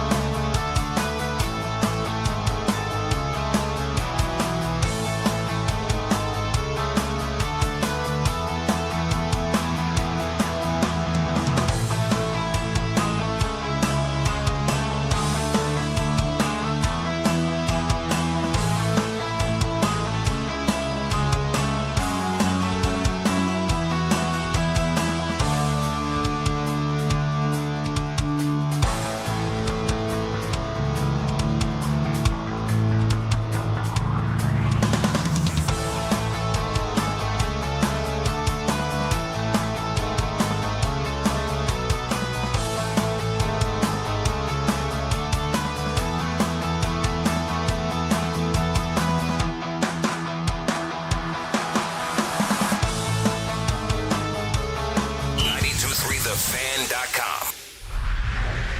Does Lima like? Or does Lima no like? Like? Tell me likey. I'm liking it. I like it a lot. No like. He doesn't like you. I don't like you either. You're tacky and I hate you. Like or no like. Like or no like. But I definitely knew what I liked, and I definitely knew what I didn't like. Well, it was ugly yesterday. Lima no likes. The Cavs lost to the Mavericks. That should never happen, especially after you beat them by 30-plus most recently. However, Lima likes. Hey, Max Strus. There we go. Woo! Was that his best game as a Cavalier, or was his second best game? More points than minutes. It was awesome. Hey, first time back with the Jones fracture, which kept him out all the way to... They said he'd be back in February, start of February. Well, here we are. Middle of March, but better late than never, as he had 24 points, 8 rebounds, 7 of 9 from the field, and 6 of 7 from three-point range. Was perfect from the free throw line. Everybody was raving about it, including the head coach, Kenny Atkinson. It's pretty amazing performance after 7 months without playing an NBA game. Maybe the best I've seen with that period of absence, and then to come in an NBA game and have that performance. It was great. I loved the crowd. You know, that was really great moment. Him coming in, I'm giving a grade, and then hitting the first couple threes. So that's a shining light in a not a great day for us. Got standing ovation when he came in. It was nice to see. 67 games out. It was good to see him. Good to see him play well. Yeah, fans were absolutely loving every minute of it, except for the loss. Meanwhile, this one's for Kenny. Folks, John Gross and the Akron Zips. What about them? They're the 12th seed. Now, they are not in the play-in. Miami is, so it's like they got the worst seed. However, they got the more favorable draw, I think you'd say. Also, Miami, big-time underdogs in their game. But how about this for John Gross, head coach of the Akron Zips? In Akron's last 5 seasons, a 74% winning percentage, back-to-back tournament appearances, 4 tournament appearances in 5 years. This will officially be the least amount of losses Akron has ever had in a season. Currently 5, the most would be 6. Are they ready to make a run, Ken Carman? You doing some scouting? Well, okay, hold on. Here we go. Let's pull out the bracket. Let's go. Texas Tech in the opener. Texas Tech. What's Alabama Hofstra All right. winner. Yes. I'm trying to win one. Give me one. Let's get greedy. Come on now. Let's get greedy. Give me one. Give me one. Pretty incredible, though. If I would have told you that 5 years ago, that we'd be looking at the dominant team, and the year that somebody goes 27-0, they end up being having the better season, right? Can you say Akron's had the better season than Miami right now? I don't want to get ahead of ourselves, but it's all set up for that Sweet 16 matchup between John Gross and Travis Steele. Brother versus brother. Only one can survive. Cain and Abel. It's a real it's a real Highlander situation here. Meanwhile, it took a while to find out what was going on with Jed Wills. Lima no likes. The 10th overall pick a few years ago. Did you see this over the weekend, Kenny? His knee issues, much more than just a couple ligament tears, which is what we were told, as he also needed a femoral osteomy to realign his femur with his hip. Head, shoulders, knees, and bones. After sitting out a year, Wills visited the Bears last week, signed a 1-year deal, low-risk move that could help at left tackle if he can play for the Bears, a team that went to the playoffs last year. Good luck. Why didn't we want him? Why does the playoff team want him, Kenny? I think we were all moving on from each other at that point. I think when you say words like femoral osteo, whatever. Osteobiflex. Whatever it is. You win that. If you don't win the Showcase Showdown, Price is Right. We did assume it was more than just a casual injury, right? Well, yeah. What do you mean? What's a casual injury? Well, I think why do you keep the injuries casual around here? For the longest time, we were wondering, well, what's going on? How is he just out of football now? I mean, he wasn't that bad. We've seen worse than Jed Wills. We have. I know he became the poster boy for some of the issues on that offensive line because of the penalties. Mm-hmm. And let's face it, fans just didn't like. Was Mekhi Becton taken ahead of him or behind him? We'll play that game later. Okay. Well, he's still. Well, no, because Tristan Wirfs. Mm-hmm. I got to go back to that drive. So that's 2020? Was 2020. There's some weird landmines in that draft. And All right, go ahead. Will's had a good rookie year. Chase Young went number 2 overall. What would you call his career? A bust. Okay, Jeff Okudah went right after him. Andrew Thomas has been solid. Okay, Mekhi Becton has actually found new life at guard. Yes, he has. And then the Tristan Wirfs. I mean, that guy. If he'd have been drafted ahead of you, I don't think we would have been as nasty. But you could have had Tristan Wirfs, and I mean, that's it. That's how people are going to feel. I'm alive. Meanwhile, Team USA heading back to the World Baseball Classic. 2-1 win over the Dominican Republic. Here is the home run that did it, Roman Anthony. Fly ball right center field. Rodriguez and Tatis going back. Here it is gone. Roman Anthony gives the U.S. the lead. Yes, indeed. Audio courtesy of Fox. Were you swelling with some patriotism, Good crowd, Kenny? too. I thought that was great as well. It was a lot of people there at that ballpark last night. So, yeah, So they're going to be taking on either Venezuela or Italy, who play their semifinal matchup tonight. I'm sorry. I thought Tugboat Wilkinson had a beard. I saw him out there on Friday night for Team Canada. He didn't have a beard. I don't keep up with his facial hair. He struck out Kyle Rowley. Boy, Yes, he was he excited. did. I didn't know which way to take it. I felt like the Larry David meme because I was like, hey, that's a guy in the Guardian system striking out Kyle Rowley. That's a pretty big moment. Yeah. But trying to close them out because I did think like this. I go, all right, there were a lot of people who would like to rub it in with Canada when we won the Olympics in hockey. Like, hockey's their thing. Baseball, I would say American football is our thing, but baseball's the national pastime. Just all these teams have All-Americans on them. Like England, all these teams, All-Americans. So we're calling it the World Baseball Classic, but essentially it's mostly Americans. One final note. Lima likes. Do I call you... He never had a beard. Why am I thinking he had a beard? Kenny, do I call you Siskel or Ebert? Who do you want to be in this? I guess I would have to be... Roper. I'd have to be Ebert. A dazzling night at the Oscars for Ken Carman. One battle after another. I thought it was fine. I didn't think it was... Who was John Lovitz in The Critic? That's who I would be. Well, it won big time at the 98th Annual Academy Awards, where the political thriller carted away 6 Oscars out of 13 nominations. Paul Thomas Anderson won a big award as well. Michael B. Jordan, Best Actor, finally piercing through in his 40s, getting it done. But your movie, again, I thought it was fine. It was entertaining. I didn't think it would win Best Picture, and here we are, Kenny. I knew it would. It won it was Best time. Picture. It was time. It was time for Ghilardi's son, Paul Thomas Anderson, to win, and he won, and it was a fabulous movie. If I were to do a power ranking of Paul Thomas Anderson movies, I don't know if it's top 3.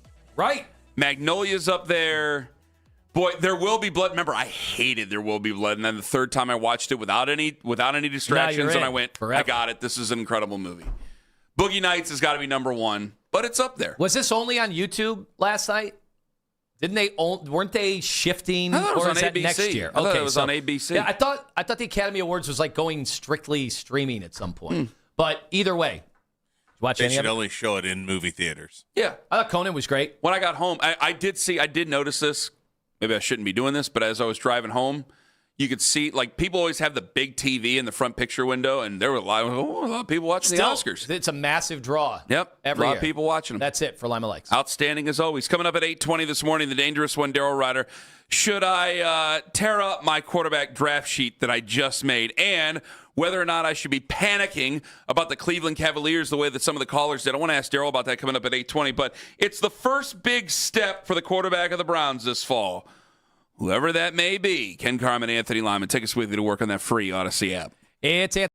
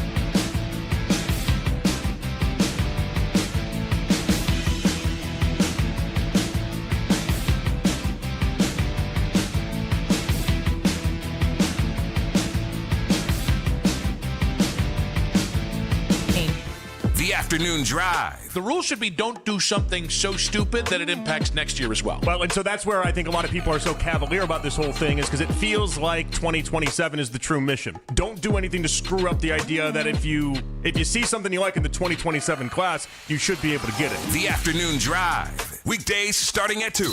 We are Sports Radio 92.3 The Fan.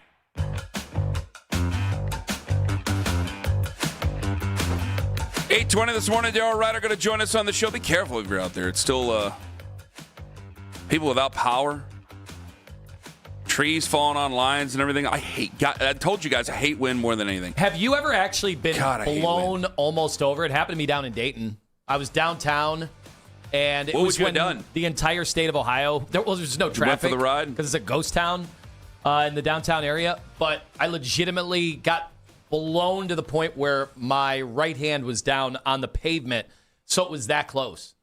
And there was power out everywhere. You had to hunker down? Made out of paper? Yeah, I had to walk. Well, you should have seen the power lines were down in the middle of the city, and it happened everywhere. It's in Dayton. No matter where you were in the state of Ohio, I think you were dealing with the winds. Yeah. Was that Friday? That was Friday was the windy day, right? I think Friday it was the day that Thursday, but it was rough all the way around. It sucked. I hate wind. It gusted so loud. Like, it woke me up in the middle of the night. It was gusting so loud. The roof came off that building in New Philadelphia. It was terrible. The roof off. It was no, the west side. There was a gazebo on a roof in Parma. That went? Like somebody lost their gazebo. I remember one day, we used to have a trampoline in North Ridgeville, and I thought I had that thing taken down. Those things can get to massive heights. I mean, I'm not lying to you. It was, I set the thing up. First off, it was a pain in the ass to set up. I had that thing set up for like 30 minutes. And there were no trees in our yard in North Ridgeville. It was a big-ass yard, I remember. And we had no trees in that yard. There was like a couple, but they were like kind of sad trees. And I was inside. I was like, I got some things to do. I'll go out and I'll put it down later. And I turned around and I just saw it rolling. I go, you got to be kidding me, man. You got to be bleeping kidding. I'm like running over to the neighbor's yard, like wrangling it in and like doing like the push from American Gladiators to try to get it back in the yard and then drag it back over to where it's supposed to go. I go, these damn kids better like this bleeping thing because this thing sucks.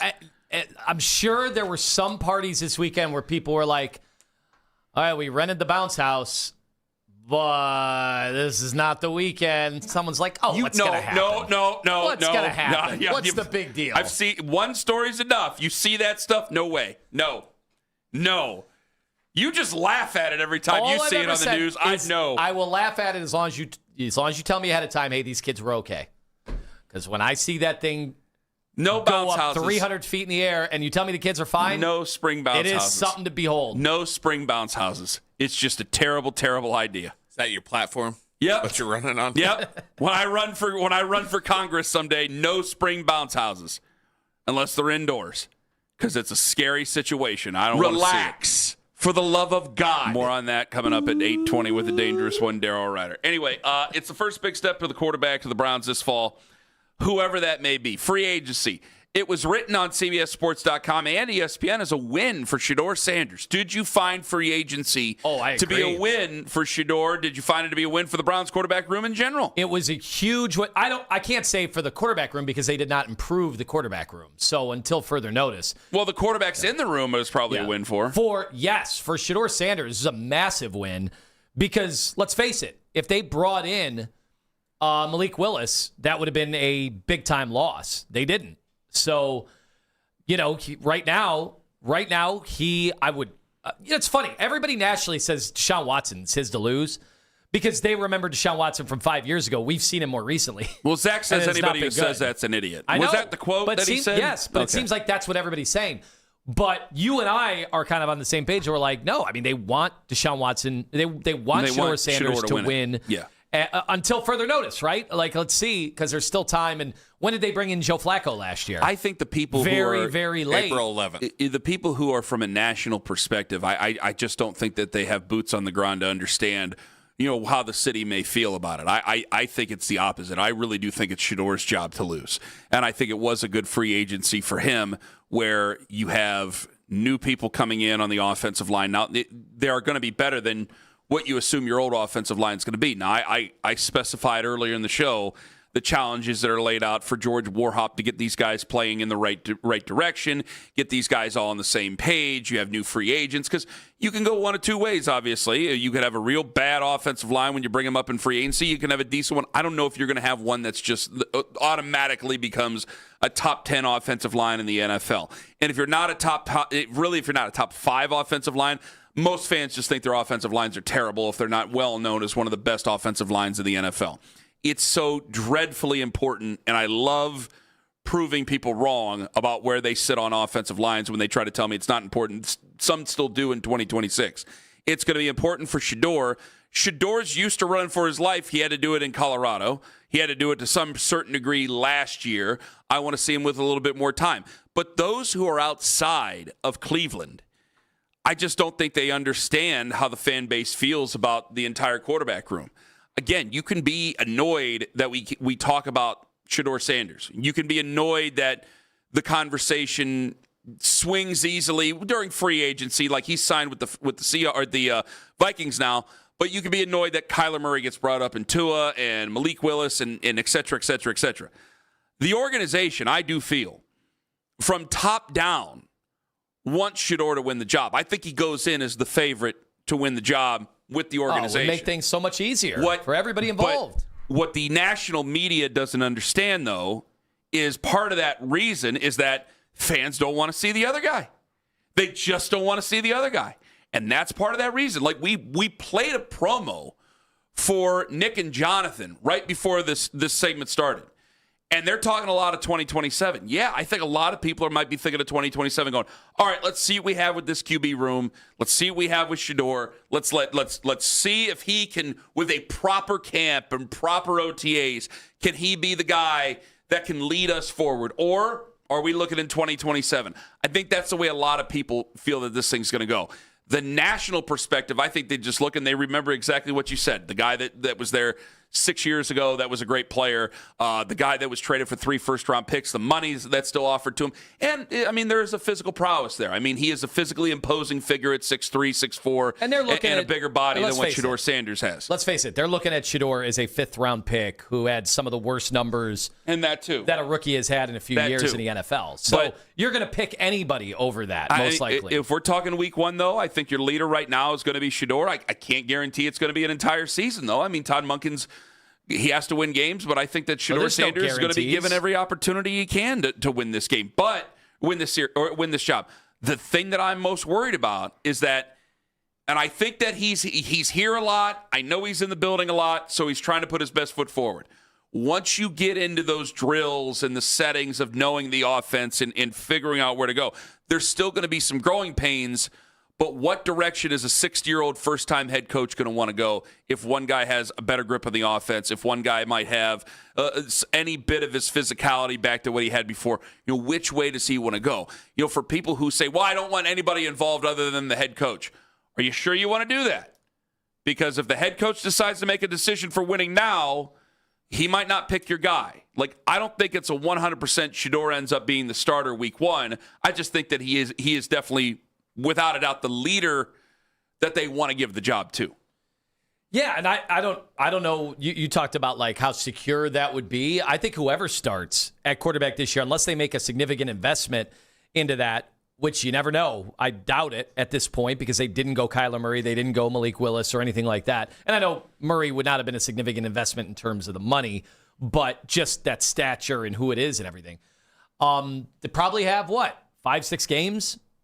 Basically. Right? If the Browns start out 1-4, 1-5, whoever is starting is getting benched. I think you're trying to go month to month. I don't think there's any question. I think you're trying to go month to month. Like, if you're Todd Monken, as of right now, unless they go do something pretty strong in the draft, and I just don't think they're going to do that.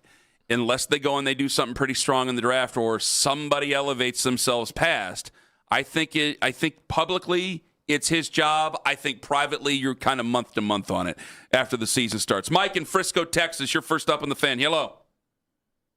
Hey, guys. I just got in the car, and the first thing I heard was the free agency win for the quarterback room. And I got to say, absolutely not.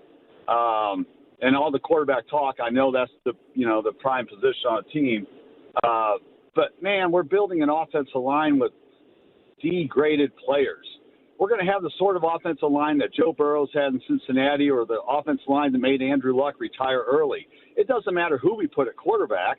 I mean, just because we went and got guys, everybody celebrated. I'm hearing people drinking the Kool-Aid last week like, oh, Andrew Berry likes the flexibility to play left or right tackle. Mike, he's going to stink at either left or right tackle. We've got nothing on the offensive line, guys. Mike, I see. Just because I'm not like that. I did not go overboard and start saying Super Bowl, Super Browns because of what they did on the offensive line. But I'm not going to go the other way either. I'm not going to say, and Mike, thank you for the call. I don't think that these guys are going to suck out loud right off the rip. I got to see it. I got to see it in camp. I got to see it when the season starts. That's the only thing you can do is kind of hope. And if you have no trust in Andrew Berry whatsoever, I understand how little hope that's going to be. But I'm not going to go, and if that makes me a little bit more boring about it, then fine. But I just can't subscribe to this thing is going to be incredible. This is going to be a much better offensive line. Teams do not set out to have to replace 4/5 and possibly 5/5 of their offensive line in free agency. So that's a very big risk. And so it's not like it's 4D chess, laser eyes Barry, because he'd rather have some guys that he drafted that are still involved in there. That's not what it is. But I just don't know if it's going to suck out loud to the point where this thing's going to be an unmitigated disaster because of what they've done in free agency. I still don't know yet. I got to get more evidence before I start to draw a conclusion one way or the other. And again, even when you bring up, it's got to be easily the biggest mystery that they have going into the season, because even when you bring up the head coach, there's plenty of people that are on the internet, on PFF, who question him, and then any player loves him, thinks that he's the best. I tend to go with players on this because I want what's best for the team. Coming up next, should I tear up my QB draft sheet, and whether I should be panicking about the Cavs? I got to ask Daryl that question. The dangerous one, Daryl Ryder, 5 minutes away on the Fan. Anthony Lima for Mentality Health and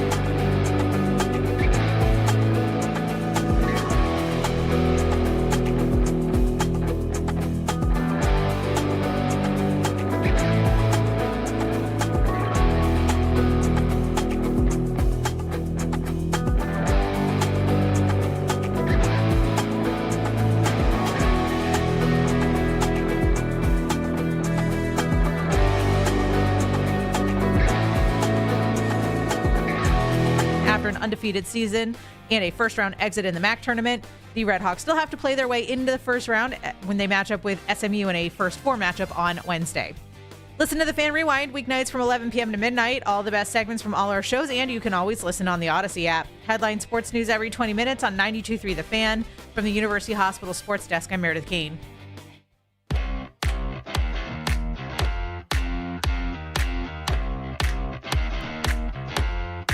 The dangerous one, Daryl Ryder. It's Monday. It's 8:22, and of course, he's brought to you by Shivan Jewelers, Cleveland's premier jewelry store. And he joins us. Hello, Daryl. Hello, boys. Was free agency a win for Shedeur Sanders and or Deshaun Watson? Yeah, I mean a little bit. I wouldn't sit there and say that like Andrew Berry knocked it out of the park or anything, but Berry addressed what needed to be addressed. That's the offensive line, and he brought in some versatile players. So hopefully that helps either one of those guys, whoever ends up being the starting quarterback.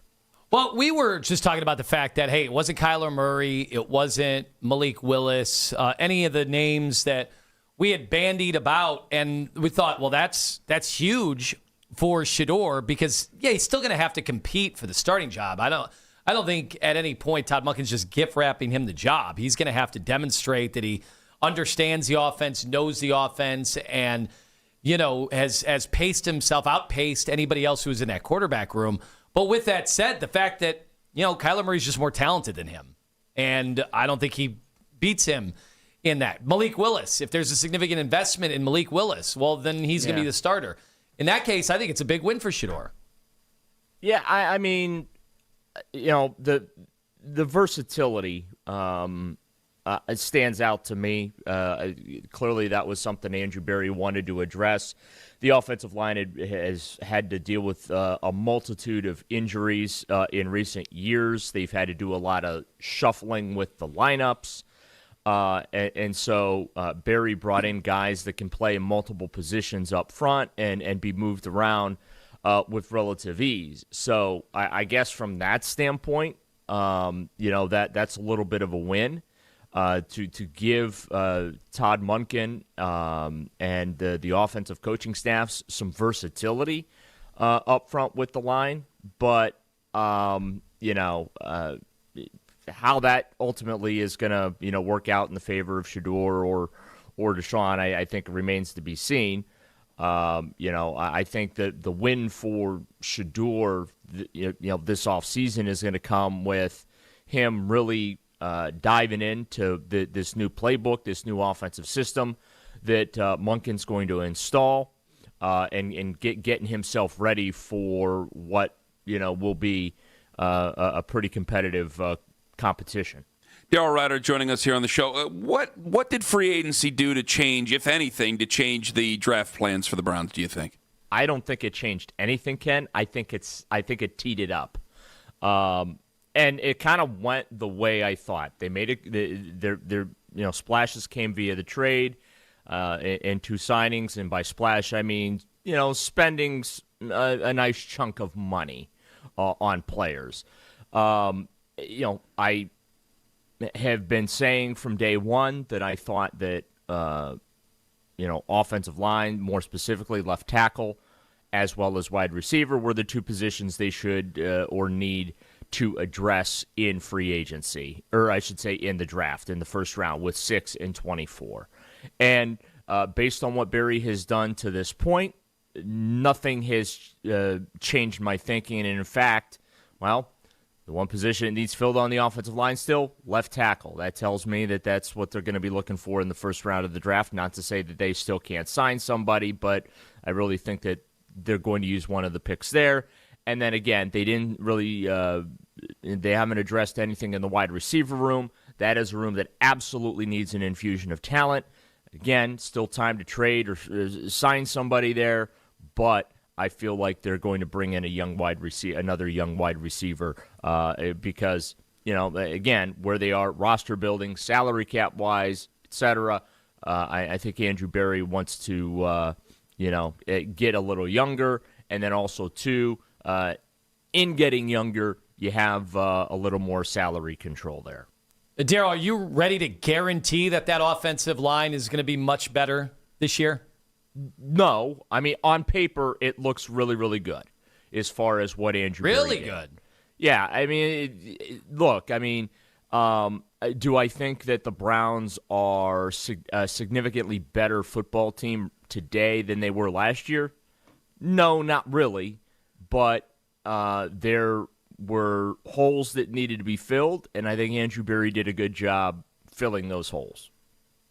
Can I tell you I'm a little bit, I don't know how you guys will talk about this tomorrow night at 7 p.m. on the off-season special, but I wish they didn't need to make so many changes on that offensive line so suddenly, because I really like a lot of the offensive linemen in this draft. So that part kind of, I don't mean to bog her down there. I know that a lot of people are really excited about the, some of the names that I could probably pull out there. But either way, it's all a cause and effect. I can understand that. Where do you think, when it comes to wide receiver, is it a number 6? Is it a number 24 thing with you? Where is it? I am kind of torn on that. I would. I keep going back to the Braylon Edwards pick and what Phil Savage said about that at the time. And both of those are needs. And, if the better player at 6 is the receiver, then you take the receiver, in my view, because you need the talent.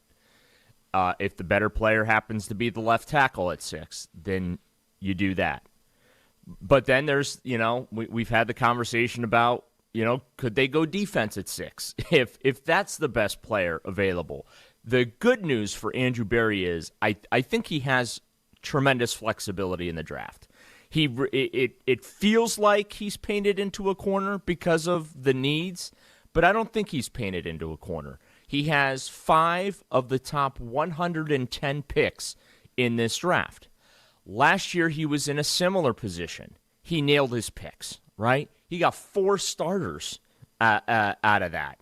And then we'll, see what happens with, Shedeur Sanders, but he got 4 starters out of last year's draft, which is tremendous.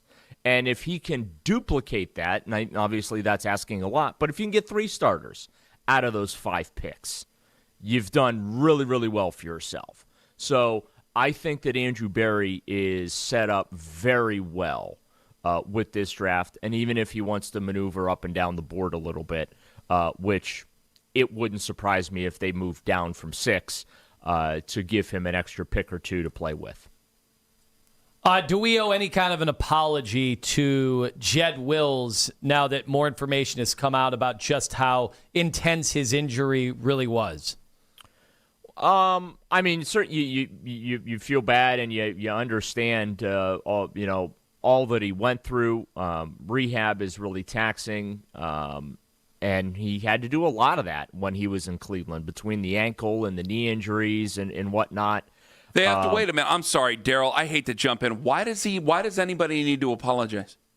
Yeah, I'm not saying that. No, I know. I'm sorry, Lima. I'm looking at Lima. You can't see me. I'm looking at Lima going, what type of question is that? Why would Daryl or me or anybody need to apologize? Did Daryl say anything that was over Browns the line? No. Fans have certainly been vicious about Jed and wondering about his rehab and what was taking so long. And obviously now we know. Were they? We know why he's been out of football now. I don't think they were. I think it was out of sight, out of mind, to be honest with you, Daryl, right? Yeah, I don't think folks really missed Jed all that much last season. Not necessarily that they were missing him. They just at many times were wondering just how hard-working he was behind the scenes dealing with injuries to get back on the football field. They might have done that before. Now we know it's pretty significant. They might have done that rookie year. There was some rumblings about it. If you were to say something like that, you probably should apologize. Well, Daryl reported it, and then I gave him hell, and then it ended up being that there were people wondering that, so I had to apologize to Daryl. If anybody needed to apologize, I apologize to Daryl. But there was nothing after that. Sports watching culture, if fans like you, then they'll make excuses for your injuries, normal. and That's if they don't like you, They will go the other way. That's normal, but are they going to apologize for that? Go out of their way not to apologize. No, but I don't. Seems like something personal. Well, for a I lot don't of know. those I didn't fans. mark down anything that was said about the guy that was so nasty personally or anything like that. I didn't see anything. So You didn't like the way he wore his jersey. I know that.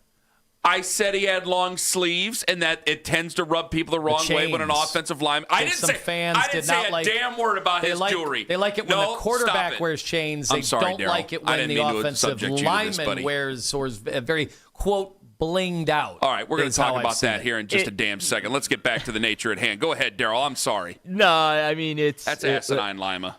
Listen, the selection didn't work out for the Browns. The frustrating thing there is Tristan Wirfs, who was taken behind him, did work out. That was Andrew Berry's first pick. That's why there were so many, or I should say so much attention paid to it and the results from that pick. It was unfortunate that he dealt with as many injuries that he dealt with in his time with the Browns. Even when he was healthy, though, you saw the talent, but I don't know that you got the premium effort at all times from Jed. And there were questions about just him, really being into football. Did he really enjoy playing, or was it just, he was showing up and going to work every day? I think it was good for him that he took last year off to really rehab his body, get himself right. And, we'll see what he's able to do in Chicago with the Bears. But, I certainly can't sit here and bemoan the fact that Andrew Berry did not extend him because I just, based on the body of work, based on the health history and whatnot, I think that would have been a little irresponsible. Well, we've spent way too much time on Jed Wills, Daryl. I apologize to you. Do you think that I should be panicking more about the Cavs, or should I be – panic's a strong word. Should I be more concerned about the Cavs, Daryl? Well, Donovan Mitchell didn't want to use that word yesterday, but I got to tell you, they play some games where you just scratch your head.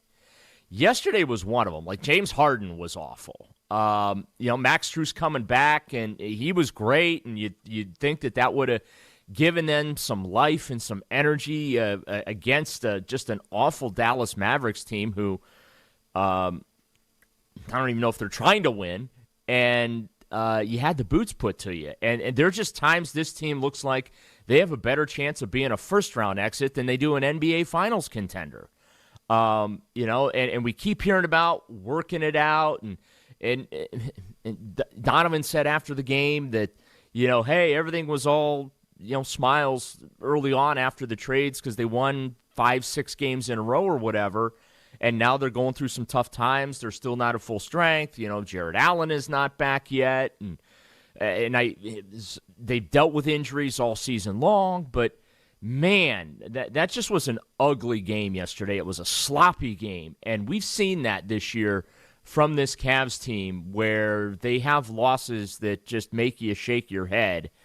And, whatever's going on, they're running out of time to get it together. They got 14, 15 games left on the schedule. That's not a lot of time, a little over a month before the playoffs begin, but they got to get it together or else, folks are going to be sitting here bemoaning the fact they got booted from the playoffs much earlier than they were supposed to be. Daryl, I'm filling out my bracket. How many times can I fill out a bracket before I finish the bracket? Because I have a bracket where I'm like, I wrote a team down and I'm going, I don't think that team's going to the Final Four. What the hell am I doing here? Yeah, I don't know what I'm doing. I know what I'm doing, but I really don't. But I want to know whether or not I can erase this and go back. I'd say... Lima, give me your sheet. I'm going to have to fill out yours. This thing's gone to hell. I got Purdue going to the Final Four. I'm like, what are you thinking? Okay. No, what are you doing? No. I'd probably say 3 strikes and you're out. You get 3 cracks at it. All right. I think that's fair. I've been there. I'll probably be there when I sit down and fill out my bracket, but... Yeah, I'd probably say 3 cracks at it. I like the rest of it, though. I do like. Do you fill out your national championship, your national champion, your Final Four, and work your way back, or do you start from the field of 68? People do and that. Work they forward? Work back. I've done that a few times. Yeah, I didn't know that. I will pick my Final Four. Hell of an idea. And then I will pick my national champion from there. Then I make sure I go back, make sure that I got all my Final Four, advance into the Final Four, and then I go back to the beginning and then work my way forward. It's bizarre, but, hey, it's worked for me on occasion. Fine. Thank you very much for your time. All the best to you and yours. I might do it that way here. I really hope Lima's able to square up the whole Jed Wills. Yeah, I'm bothered by that. Thing. No, he's just starting fights. Daryl, thank you for the time. We'll talk to you later this week. You bet, guys. Have a good week. Daryl is in with me on Thursday and Friday this week. The dangerous one, Daryl Ryder. He's brought to you by Shibe & Jewelers, Cleveland's premier jewelry store. All right, I got a bone to pick with you about the Jed Wills thing. And I said what I said about the Cavs this year, and there's only one thing that can make me take it back. I'll tell you what that one thing is. Ken Carman, Anthony Lima. That's in 5 minutes on The Fan.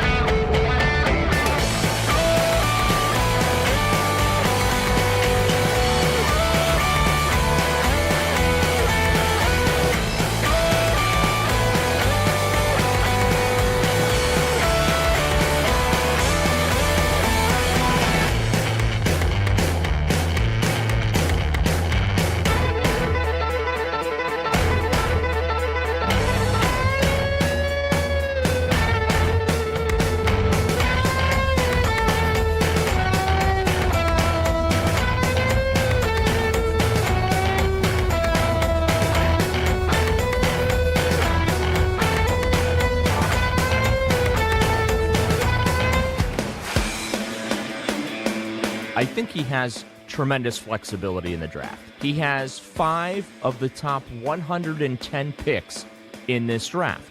Last year, he was in a similar position.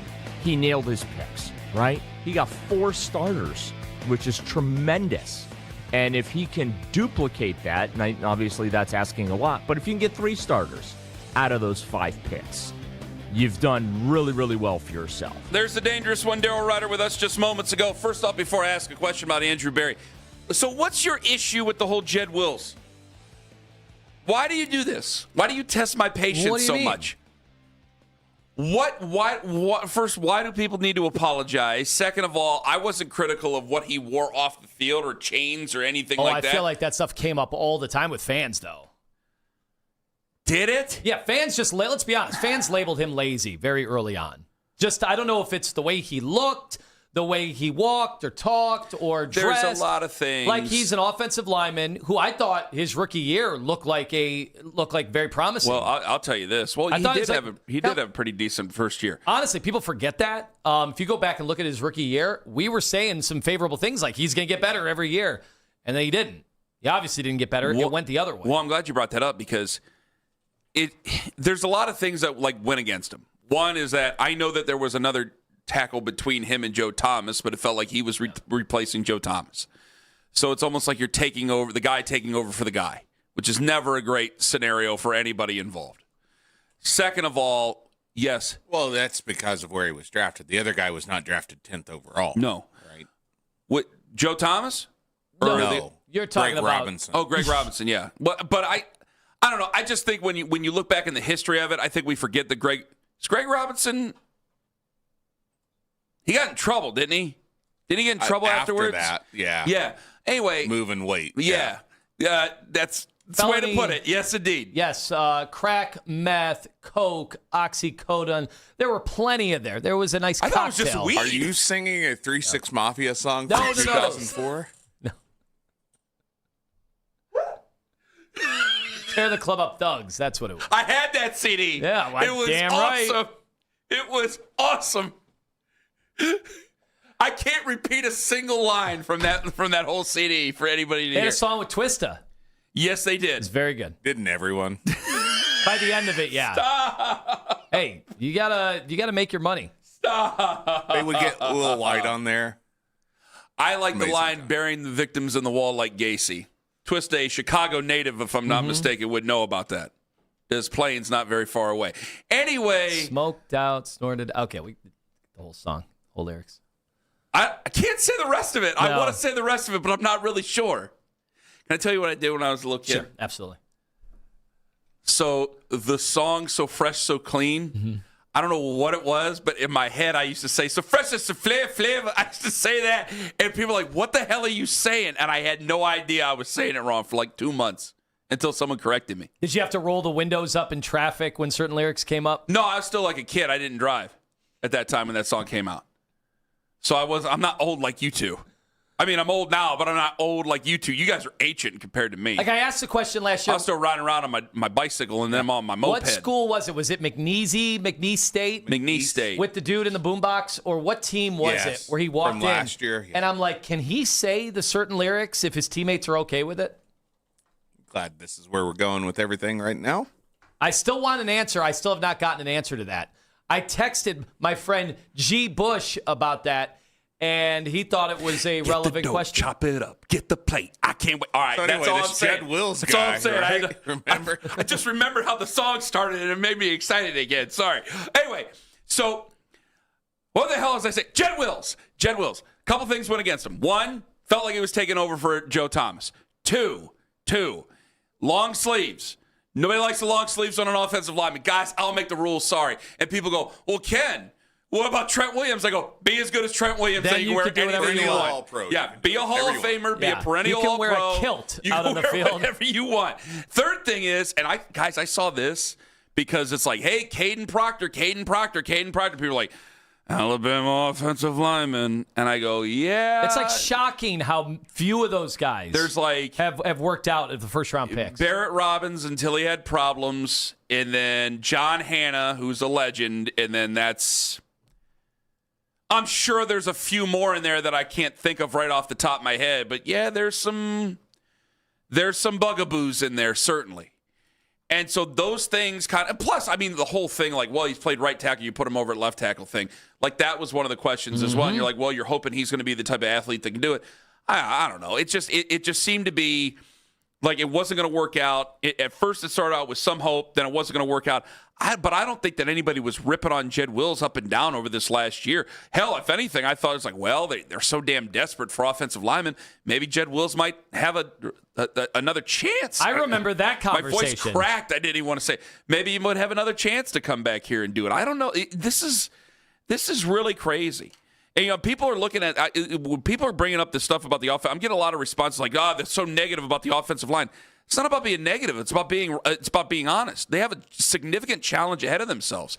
And all I said was George Warhop has a tremendous challenge to get these guys on the same page. They've been thrown into the fire before, so maybe that is going to go out in a positive thing for them. But, I mean, there's going to be a lot of things that they have to take care of here in a short amount of time as fresh faces where they're basically going to be shaking hands and meeting each other for the first time at OTAs. There's a lot to deal with here. And that's the one thing, like, on paper. I mean, you can't say that this is a situation you wanted to be in, guys. Let's not lie all the to time ourselves on here. paper. On paper, the offensive line got better. It had to. Offensive line was despicable last year, and it didn't matter who the quarterback was, and it didn't even matter what string of offensive linemen were either injured that week or not. They were just bad. They were bad throughout almost the entire season. And so on paper, any additions you were going to make, even if they were guys that were not prioritized at their previous stop, they were going to be better. My question to you was, let's say they have the 5 new offensive linemen or whatever, depending on what we're doing with DeJuan Jones. And let's say they're all on paper average to slightly below, maybe slightly above. If you don't have a dominant tackle in there somewhere, that line could still be really bad. Mm-hmm. It could be. And like, guys, they've had Joe Thomas is legend of legends. Joel Bitonio, one of the really, really great ones. Joel, for the most part, played on a good offensive line. Joe Thomas, there was a couple of bad. I mean, good God, he played for the 2016 team. There's a bad offensive line around him. I mean, you had guys there that had really no business being in the NFL around him in certain places. So, like, yeah, they can get a really good player, and I still think there's some depth. I tell you what, I would definitely kick around. I know that this is going to be great because I know they need starters for a lot of folks. But, man, I think there's depth in this offensive line class. I think they can go right back to that well on Friday if they wanted to and go get themselves an offensive lineman or two, or certainly on day 3. I think that there's some depth and some quality where you could find some guys there that you don't have to start week 1. Show them your sheet. If you don't really want to. I'll show the sheets right now. I'll show the damn sheets right now, folks. I mean, we're in the 21st century here. I mean, this is your interior and outerior lineman here. I don't even think that's a word, but I'm going to use it. Yeah, I got a couple highlighted there. Maybe a couple of guys that I like a little bit more than others. You see this on Facebook Live. I know that Pat Coogan's on there. Pat Coogan, one of the more experienced offensive linemen that you're going to find on there. I mean, this is some real good quality stuff here, folks. These are good linemen. What you got, Owen? Yeah, you're going to say something? Exterior, thank you. But outerior, Whatever. I like that better. I ain't Chase Basantis. Mark him down. I think that he could be a good one. How does he wear his sleeves? I got to go back and see. I think they were like down to the elbow. I got to go back and look. Well, that's of course known as Basantis style. Where's Dunker going? Where's the redhead? Tell me now. What did I write about him? I mean, slow motion, that mane of hair of his. What did I write about him? Oh, fans are going to like him for obvious reasons. What are those obvious reasons, Kenny? That's what I wrote. Inconsistent. Tell our friends on YouTube right now. Oh, go Google Jennings Dunker. Yes. Okay. What are the obvious reasons? And go take one look at him, and then you're going to figure out why fans are going to want to take this kid on day 3. He has the one thing I put in gray here. The green is fans are going to like him for obvious reasons. The red is inconsistent pad levels. The green is he's an Iowa Big Ten offensive lineman. Like, I don't know if he can go really wrong in the late rounds, mid rounds, things like that. But I did put in gray, he is a tackle at Iowa. He more projects to a guard in the NFL. So if he projects more to a guard, it's like, okay, let's give him this year to get his bearings, get his feet right, and then we'll see where he goes from there. That's where you're at on Jennings Dunker, okay? Those are all your obvious reasons. There you go. Well, yeah, what am I supposed to do? Spend hours and hours telling you about a guy from Iowa? No, I'll spend hours and hours saying, meet your boy up on the boat, watch me dive into the water like Titanic when it broke. Yo, keep the weed coming, keep them drinks coming. You know the rest of it. I can't say the next word. No, you can't. No, you absolutely can't. All right, coming up next, I said what I said about the Cavs earlier this year. There's one thing that can make me change my mind. One, and that's it. And I will tell you what that is in 5 minutes on The Fan.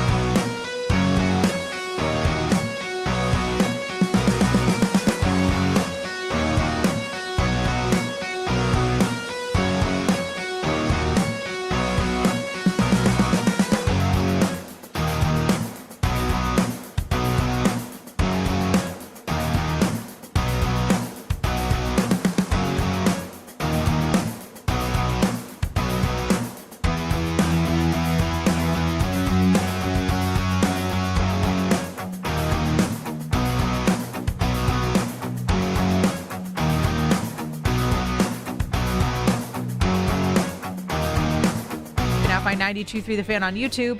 Subscribe to our YouTube channel and get the best content from our shows each and every weekday. That's 92.3 The Fan on YouTube. Headline sports news every 20 minutes on 92.3 The Fan. From the University Hospital Sports Desk, I'm Meredith Kane. Sign up to be a part of the fan club. Download the free Odyssey app and follow 92.3 The Fan to get all of the best audio and best stories sent straight to your inbox. 92.3thefan.com.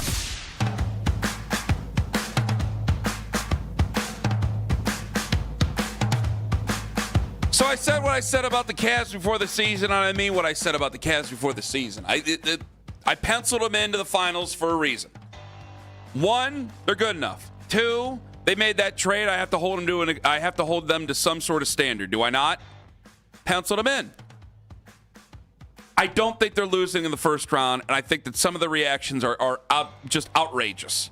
Outrageous. Lima has a pointed question to ask me about my blow-up with Jason Lloyd last week. That coming up at 9:20 this morning. 216-474-0092. So let me ask you, do you think that the Cavs are in trouble? It was a terrible loss last night. I should say yesterday afternoon. It was. It was all the things that you want to say. Embarrassing, ugly. It was called, quote, inexcusable defense from Kenny Atkinson. It was a bad day. Just a bad day. They beat the team. They beat that same Dallas team by 30 2 days before. They lose this game yesterday afternoon. I got no excuse for yesterday afternoon. It was a bad day. Should have won. Should have had some fun. That's a terrible team you're playing. All the examples that I could possibly give. All right? This isn't about excuse making. This is about the truth of it. But what you have is still a talented basketball team. The only way I'll take it back between now and the NBA playoffs is if something terrible happens to one of the big four. Excuse me. If something terrible happens to James Harden or Donovan Mitchell. If something terrible happens to one of them, obviously if something terrible happens to both Evan Mobley and Jared Allen, I ain't going to feel very good. But for the other two, it is something to me where obviously things would change. So that said, only the obvious is going to make me change my opinion on how far the Cavs should go this year. If I fall down, I already wrote it down. I can't just take it back because you already have a really good Celtics team that's back to full strength with Jason Tatum. I said what I said. I wrote what I wrote. I can't take it back. I got to live with it. But I think it would be ridiculous if after they lose in a game to Dallas, and guys, they haven't looked great over the last couple of weeks. I understand that, and I know I'm taking all the air out of this. I'm going to let you go here in a second, Tone. I'm sorry. But damn it, I know they haven't looked good in the last couple of weeks. But I don't just sit there and waffle and go back on something that I said before. They should get to the Eastern Conference Finals at least. If they lose to Boston, so be it. But I'm not going to lose my mind altogether because they lost to Dallas. And yes, they are 5-5 in their last 10, right? They're 5-5 in their last 10. It hadn't been a good couple of weeks. It hasn't. But it's nothing for me to lose my mind and start saying that this team is an unserious basketball team. No, they traded for James Harden. They're extremely serious. Well, very serious, like heart attack serious, guys. Yeah, look, and here's the one thing you got to be careful of in hoops that, like, you have to show at some point if you're a true contender or, if you're one of those teams that is going to figure in or factor in to the playoffs and making a run.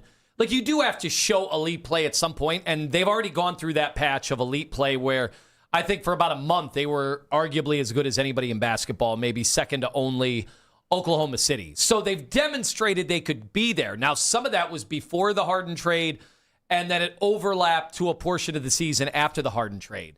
And look, Harden's numbers, they're way better right now in terms of efficiency and shooting percentage than they were with the Clippers. And he was already playing at a seriously high clip at 37 years old with the Clippers, and he's been even that much better since. However, last night he had a bad game. And so I saw it yesterday. Well, their defense has been tanked since they got Harden. And I'm like, actually, that's not really true for him. He's not necessarily that responsible for it. Probably has more to do with the fact that Jared Allen has missed 5 games, that you still have almost a merry-go-round of injuries, really, since Harden's taken over. They haven't really had their full complement. But pretty soon, no one's feeling bad for you. Like, you just got to play with who you've got. And they had more than enough talent to win last night. But I am nervous about one aspect, and it is that defense, because to build a championship-level defense, obviously a big part of that is having the same bodies game in and game out. And after you made that trade, you had 3 new bodies in Keon Ellis, Dennis Schroeder, and obviously James Harden. And while Keon Ellis is a very above-average defender for his size and for his position, he's still going to have trouble guarding bigger players. Same situation, obviously, with Dennis Schroeder, and Harden's never been an above-average defender. He does give you a different profile of defender than, say, Darius Garland did, where he can guard bigger guys than Darius could. But still, James Harden's not a plus defender. So how are they going to work in all these bodies? And, oh, by the way, we're adding Max Strus to the final 13 games of the season and telling everybody, hey, Kenny, figure it out. It wouldn't surprise me if some of the bad habits that they have established here towards the end of the year are going to show up in the playoffs. 216-474-0092. Should I be getting all worked up about the Cleveland Cavaliers because they lost to the Dallas Mavericks? Which I know how I framed that question. They did lose to the Dallas Mavericks. It was a terrible loss.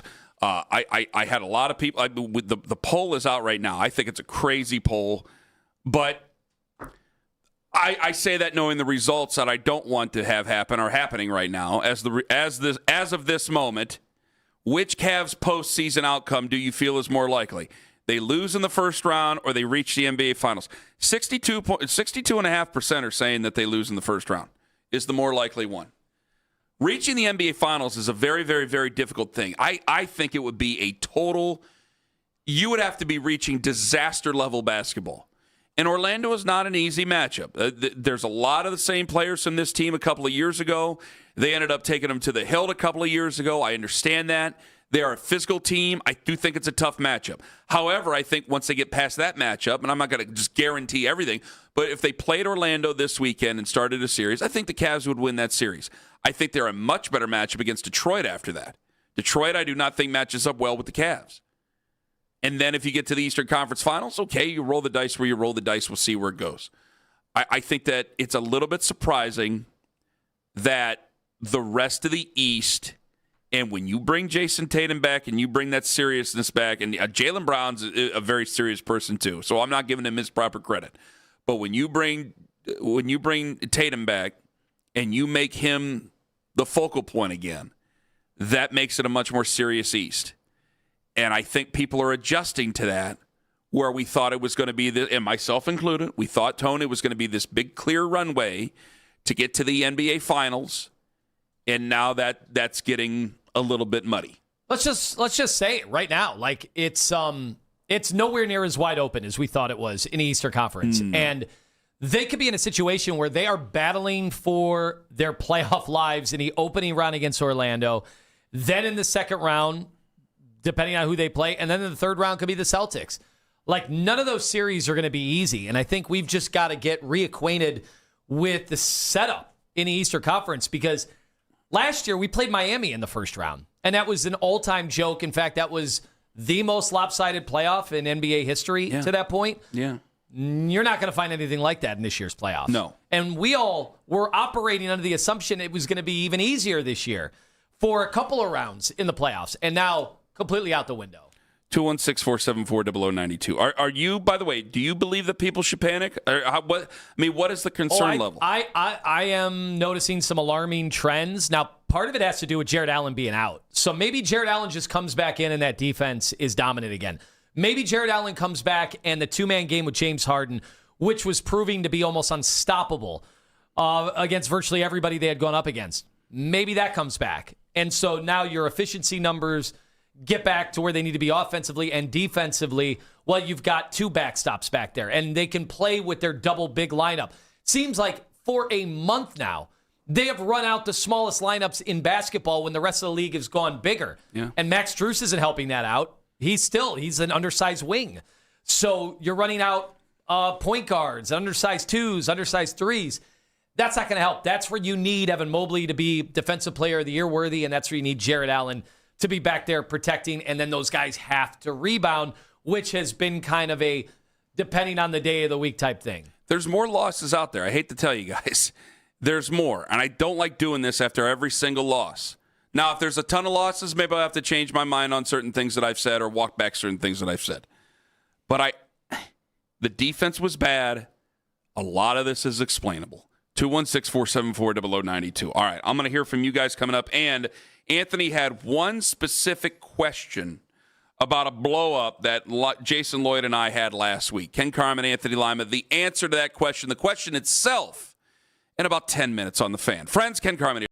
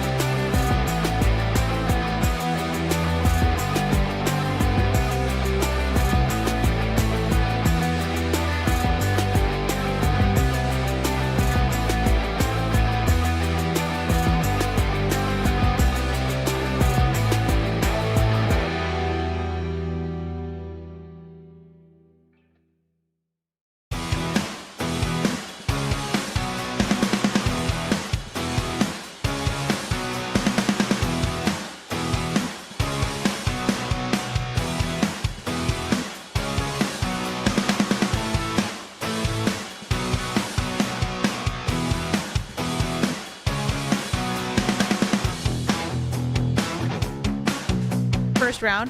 They'll match up with SMU in a first four matchup on Wednesday.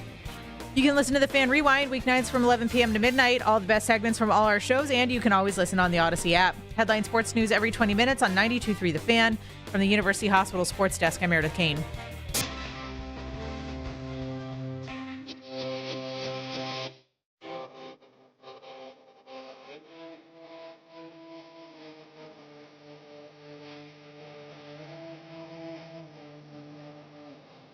Lima has a very pointed question coming up at 9:30, maybe 9:28.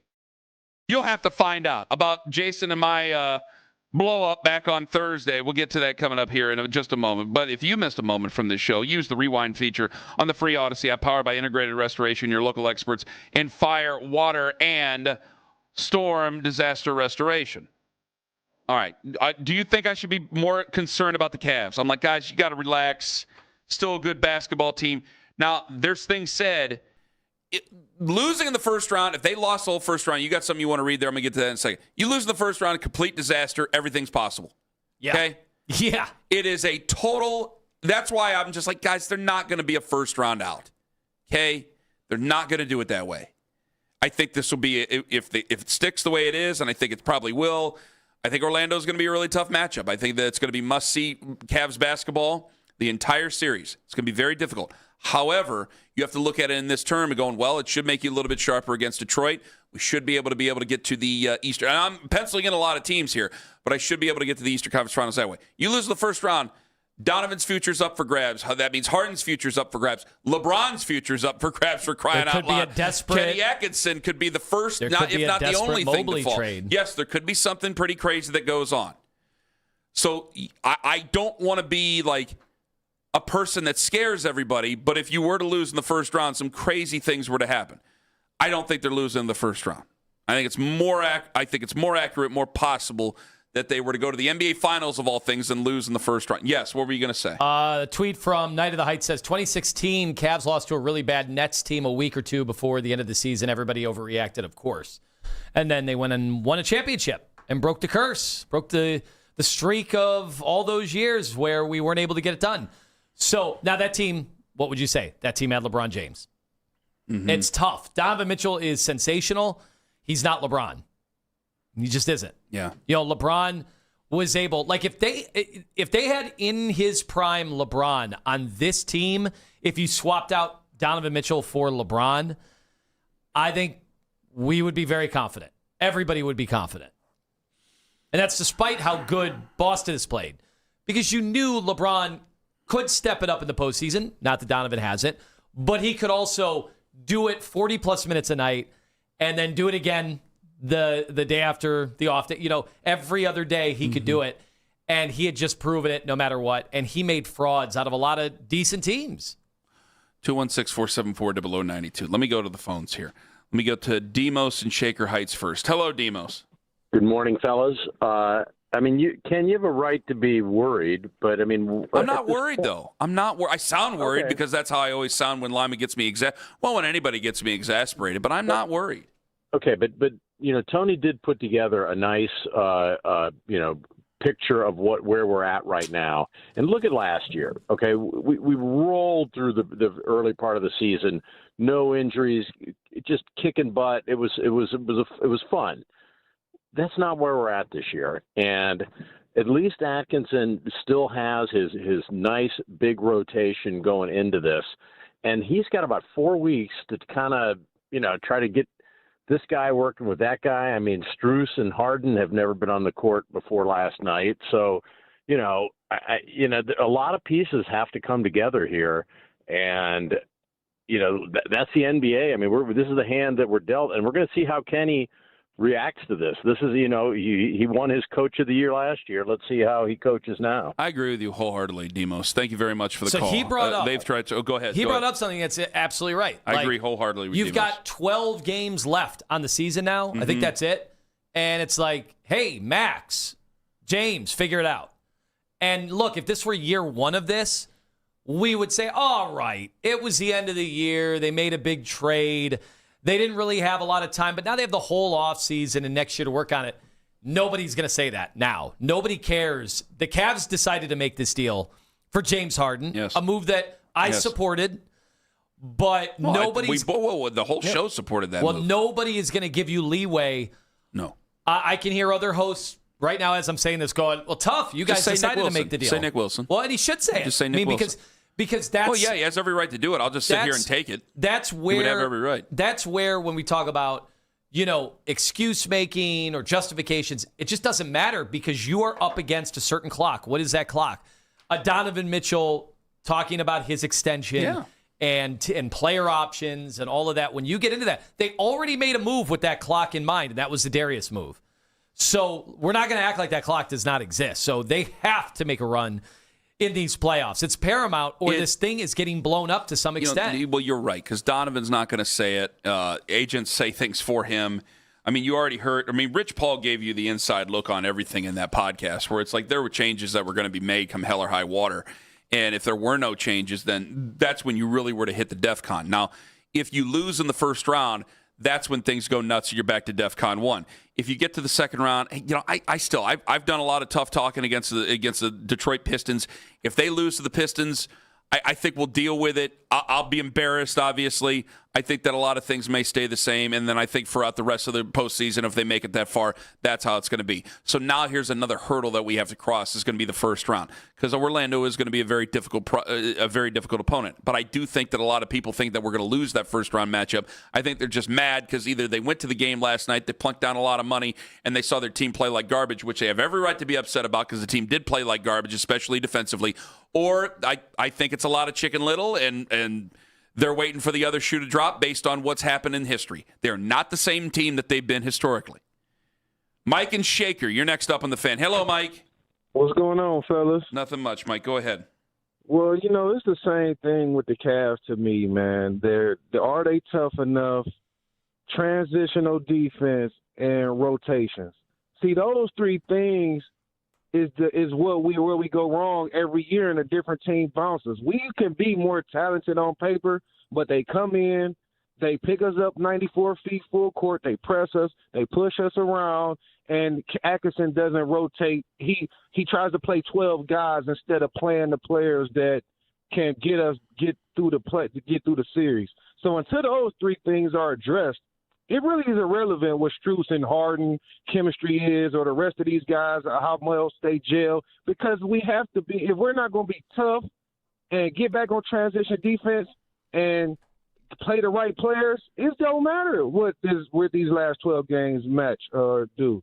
And plus, if Harden goes cold in the playoffs, I don't want to hear it's because of his hand, because we should be resting him right now. So his hand isn't a problem. I don't want to hear, if he's out there, I don't want to hear the hand as an excuse. Mike, I would agree, but I don't think that he's making excuses for the hand. He hasn't said a thing. It's just a reality of that injury where it was either get surgery or try to play through it. Because if he got surgery, that would be it. Then you wouldn't see him. So his season would be over. No, he's going to play through it. That's all that guy does is for all the bad rap that he has.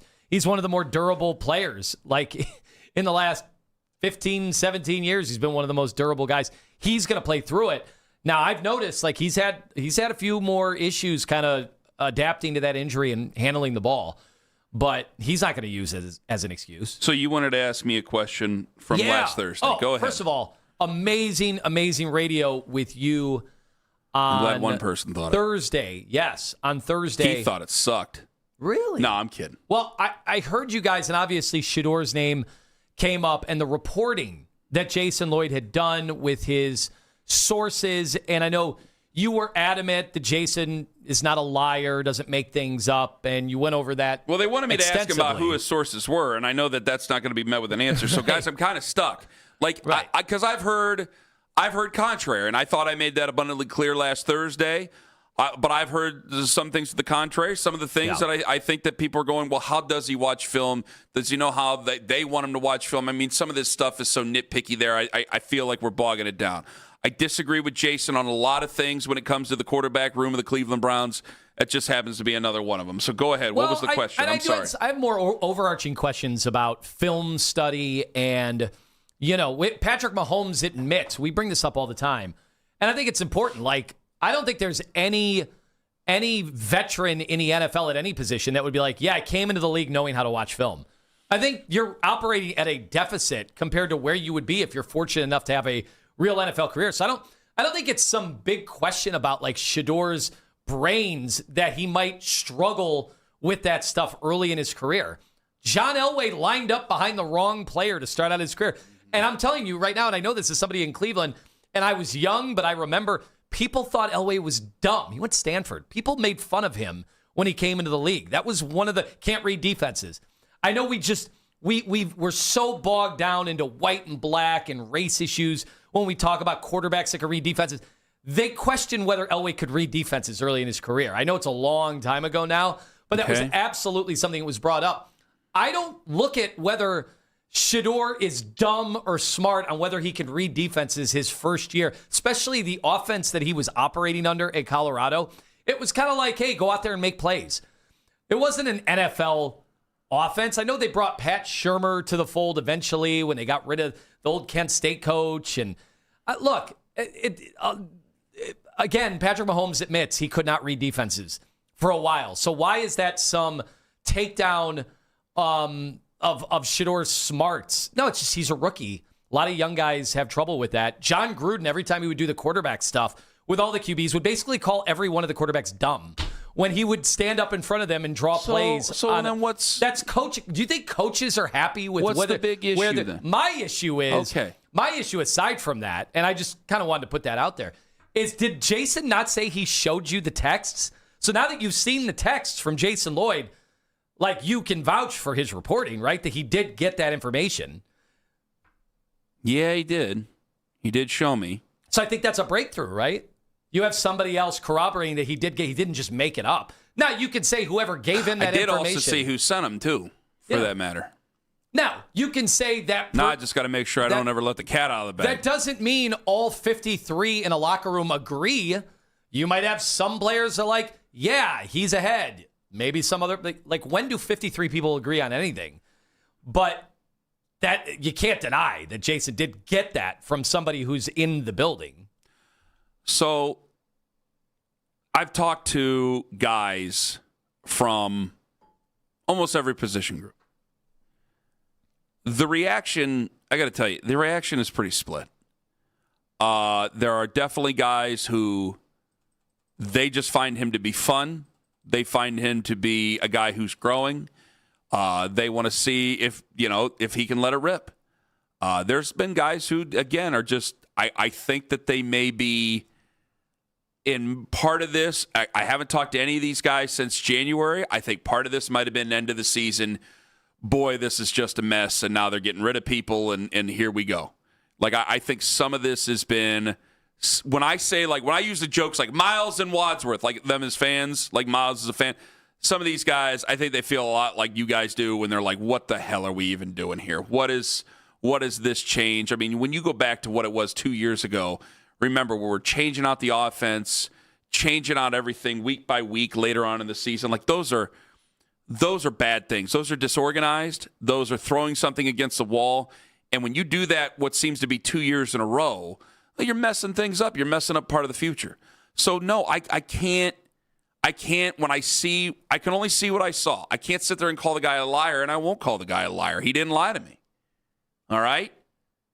But it's exactly what you said. But there's going to be no room for any sort of context whatsoever. You're right. There's 52 other guys in there on a regular NFL roster, plus you got the Peace Squad guys. Yeah, there's going to be guys that don't always think the way you feel. It's the most important position in sports, and it's the one that requires the most faith when you're young and when you have all these things that have happened before. You're not a first-round guy where it's just like, hey, no matter what, he's a first-round guy, and that's it. And there might be some dissension within the ranks. It's a fifth-round guy. It's very Browns. You traded a veteran a month into the season as the starter. You got rid of the other veteran before the season started. I mean, we knew where this was going. Kenny, so there's going to be a lot of distrust. If in 10 years Shedeur has this amazing all-pro career, or maybe he just has Baker's career, like a couple great seasons, ups and downs, but has a starting job in the NFL for most of a 10-year career. That would be awesome for a fifth-round pick. Are you kidding me? It would be tremendous, yes. You don't think Shedeur Sanders would say, yeah, I didn't know what I didn't know when I came into the league. I had to learn so much. Like a veteran Shedeur would probably say all those things. Like, that's normal. The Mahomes example you gave. What is the big problem with admitting that maybe a rookie, and by the way, based on what we saw, at times it looked like there were 12 defenders on the field for him. I think isn't there an aptitude that he could get better at that stuff? I know that, and I think you're right about that. I think there's a lot of common sense in what you say. I just think a lot of us are having arguments with things that just aren't real. They're just not real. I might as well go out and try to talk to the Bigfoot out in Portage County about the Cleveland Browns because it's the same damn thing. I'm serious. When you go out and stuff this week, and I know this week's about to be hell because it's going to snow today and it's going to snow tomorrow, but when you go out and about, I kind of want to know. I kind of want to know from the people. Like, I got an event on Friday. I might just start asking people that. Like, what do you think about what exactly do you like Shedeur or do you not like Shedeur? Do you want him to start? Do you not want him to start? Because that's why I think I'm really I need to talk to real people here. Callers are the closest thing to real as we're getting. People at events and out and about in town. Like, we gotta put boots on the ground. This internet stuff ain't real. It's just not to me. The YouTube creators and the Twitter accounts and all the other crap that I've been ranting and raving about for months, and I hate to keep doing the same rant, but I think it's the truth. I think if you look to a lot of regular Browns fans who are just fans of the Browns, they were fans before, and they're going to be fans after, they're going to go, yeah, let's give him a shot. Let's give him a shot. Let's see what he has. Yeah, there's a lot of things that aren't perfect about him. That's why he probably fell to day 3. I mean, you mentioned the Mahomes situation. Yeah, no one's making the argument he's naturally good as Mahomes. And even a guy who's naturally good as Mahomes tells you, I didn't really know what I was looking at coming from college to the pros. He said it. You use that example. Exactly the example that I think that needs to be used. That's how much further behind he is. That's how much more he has to grow. But no, we take this to an extreme, silly level where I got to look at guys' phones when they show it to me during the show. 216-474-0092. Look, there's one guy we know did not watch film that was a quarterback for the Browns, and his name was Johnny Manziel. Okay? The one guy. Everybody else, they watched some film. I mean, they had film on in the room, and Johnny happened to be in there. Yeah, that's true. How do you not? Come on, it's your That's career. like going How to do you not church. take When you go to church, are you always fully absorbing everything that's out there? Unbelievable. How do you not do that? You only watch film on Christmas Eve. Like, there's all these guys who were terrible quarterbacks before for the Browns. Give yourself a chance, for crying out loud. For the love of God. God. And now the only time he shows up in the news is when he's saying stupid stuff. All right, coming up next, I'll get to some of you guys on this. Ken Carman, Anthony Lima. I got another thing to get off my chest about that whole argument that we had on Thursday. It's coming up in 5 minutes on The Fan. Window Nation.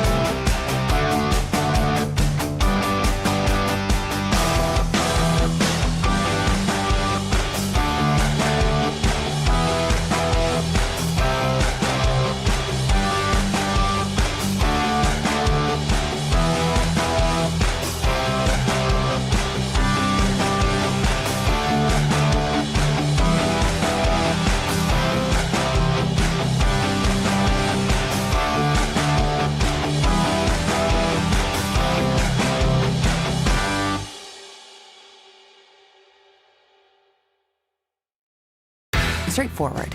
Always. Taxes and fees apply. Plan purchase required for free phone offers. Copyright 2026 Verizon. Spring training is underway. Get the biggest news from Florida and Arizona here.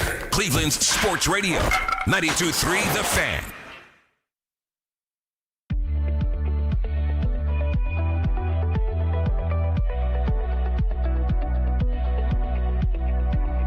Filling out the bracket. Keith didn't want to hear nothing about the bracket. I'm filling out the bracket. I don't care. There's a couple in here that can I just give this in here now? I already have Akron in winning. I have Akron winning there. I'm never going to pick against Akron. It's never going to happen. Winning the whole thing? No, I have them going to the second round. That'd be a big story. I'm going to the second round. That'd be a huge story. I'm going to the second round. I took Utah State. Tell your friend, okay? Get it from the football department. I understand I'm not going to fit in the men's basketball gear. Well, it's ridiculous. Go over to the football office and go get it from them, okay? I only have so much more I shouldn't say that out loud, but you know what I'm going to say. I don't have so much more time to sit there and wear Utah State gear. Did you realize, before Cincinnati comes to call? You realize Calhoun? I do look good in black and red. Especially, we're talking about Jared Calhoun, who played his high school basketball in Northeast Ohio. Where'd he play his high school basketball? St. Joe's. The hell you say? And if they go on a run, I think he's from Barberton, by the way. If they Home go of the Magics. Yes. With an S. They go on a run here in March. Gets to name his job, right? I mean, Cincinnati just opened up. His name's already been bandied about. Pitt, without a doubt. Pitt. No, Jeff Capel's staying. Oh, he's staying. Okay. Yeah. I was out of the loop over the weekend. I thought you were paying. I said that, but Keith, you might have been talking to Keith on the way out. Yeah, because his buyout's like $15 million, so they decided to keep. They're keeping him. Yeah, they're keeping him. I'm sure Pony's upset because he wants to fire everybody, but they're keeping him. So not Pitt. Is Q's, or do they want? Oh wait, no. You said Jerry McNamara. But apparently they want the dude from South Florida. What? Yeah. No, you get Jerry McNamara. I thought that seemed to be pretty obvious because he has done a terrific job. What? Did BC fire their coach? Georgia Tech fired him. That could be another situation. Don't go to Georgia Tech. Just Cincinnati needs to open it up, and of course, I don't know. What about Travis Steele? Well, he's interesting, obviously, because he did not ultimately work out. At was he Xavier? Yeah. Yeah, he didn't work out, so he's got like a mark against him. Calhoun has been ascending, throughout. From Youngstown State now. I guess. That might get the boosters going a little bit more. Bob Huggins. I don't know. There's guys who get second chances and they do better in their second chance. Here's the thing, though. Missoula, who has done a tremendous job, obviously, with the Celtics, he was the assistant coach under Calhoun. Now look at everybody. Yeah. Okay, fine. Also, I got St. John's going to the Sweet 16, the Patino, and a little bit of Fanta. And then I have Ohio State beating TCU. What do you think of that, Tone? Is it just enough for Ohio State to make the What? Oh, all right, we'll get back to Shedeur Sanders land, okay? Is it just enough for Ohio State? I didn't say that at all. I'm sorry. I'm very touchy right now. It's not your fault. This is a wonderful conversation. Is Ohio State? Is it okay just for Ohio State to make the tournament for you? Look, they had to do this. I'm sorry. I mean, if they wouldn't have made the tournament, then I thought he had to go. And then I'd be yelling about hiring Calhoun. Now they made some inroads in recruiting. They at least, they didn't lose the games that they weren't supposed to lose this year. They also had one significant win all year, and that was over Purdue. Which is still pretty bad. If you're Ohio State. If your boy Calhoun, does he stick around for another year? Yeah, and see whether or not he can get Ohio State from Utah State. Yes, he will. He'll get a raise if he stays at Utah State, no doubt. Logan, Utah is very pretty, from what I know. They have to keep the vultures away. Been there. He was a Brown season ticket holder. He wants to come back. He wants to come back to the region. Well, that's still 2 hours away down there. Just saying. 216-474-0092. All right, fine. We're done with the college basketball talk, okay? Back to Shedeur. Browns. Shedeur. Scott in Brecksville, hello. Good morning, gentlemen. How are we doing this morning? Doing wonderful, Scott. Go right on ahead. All right, look, here's my take.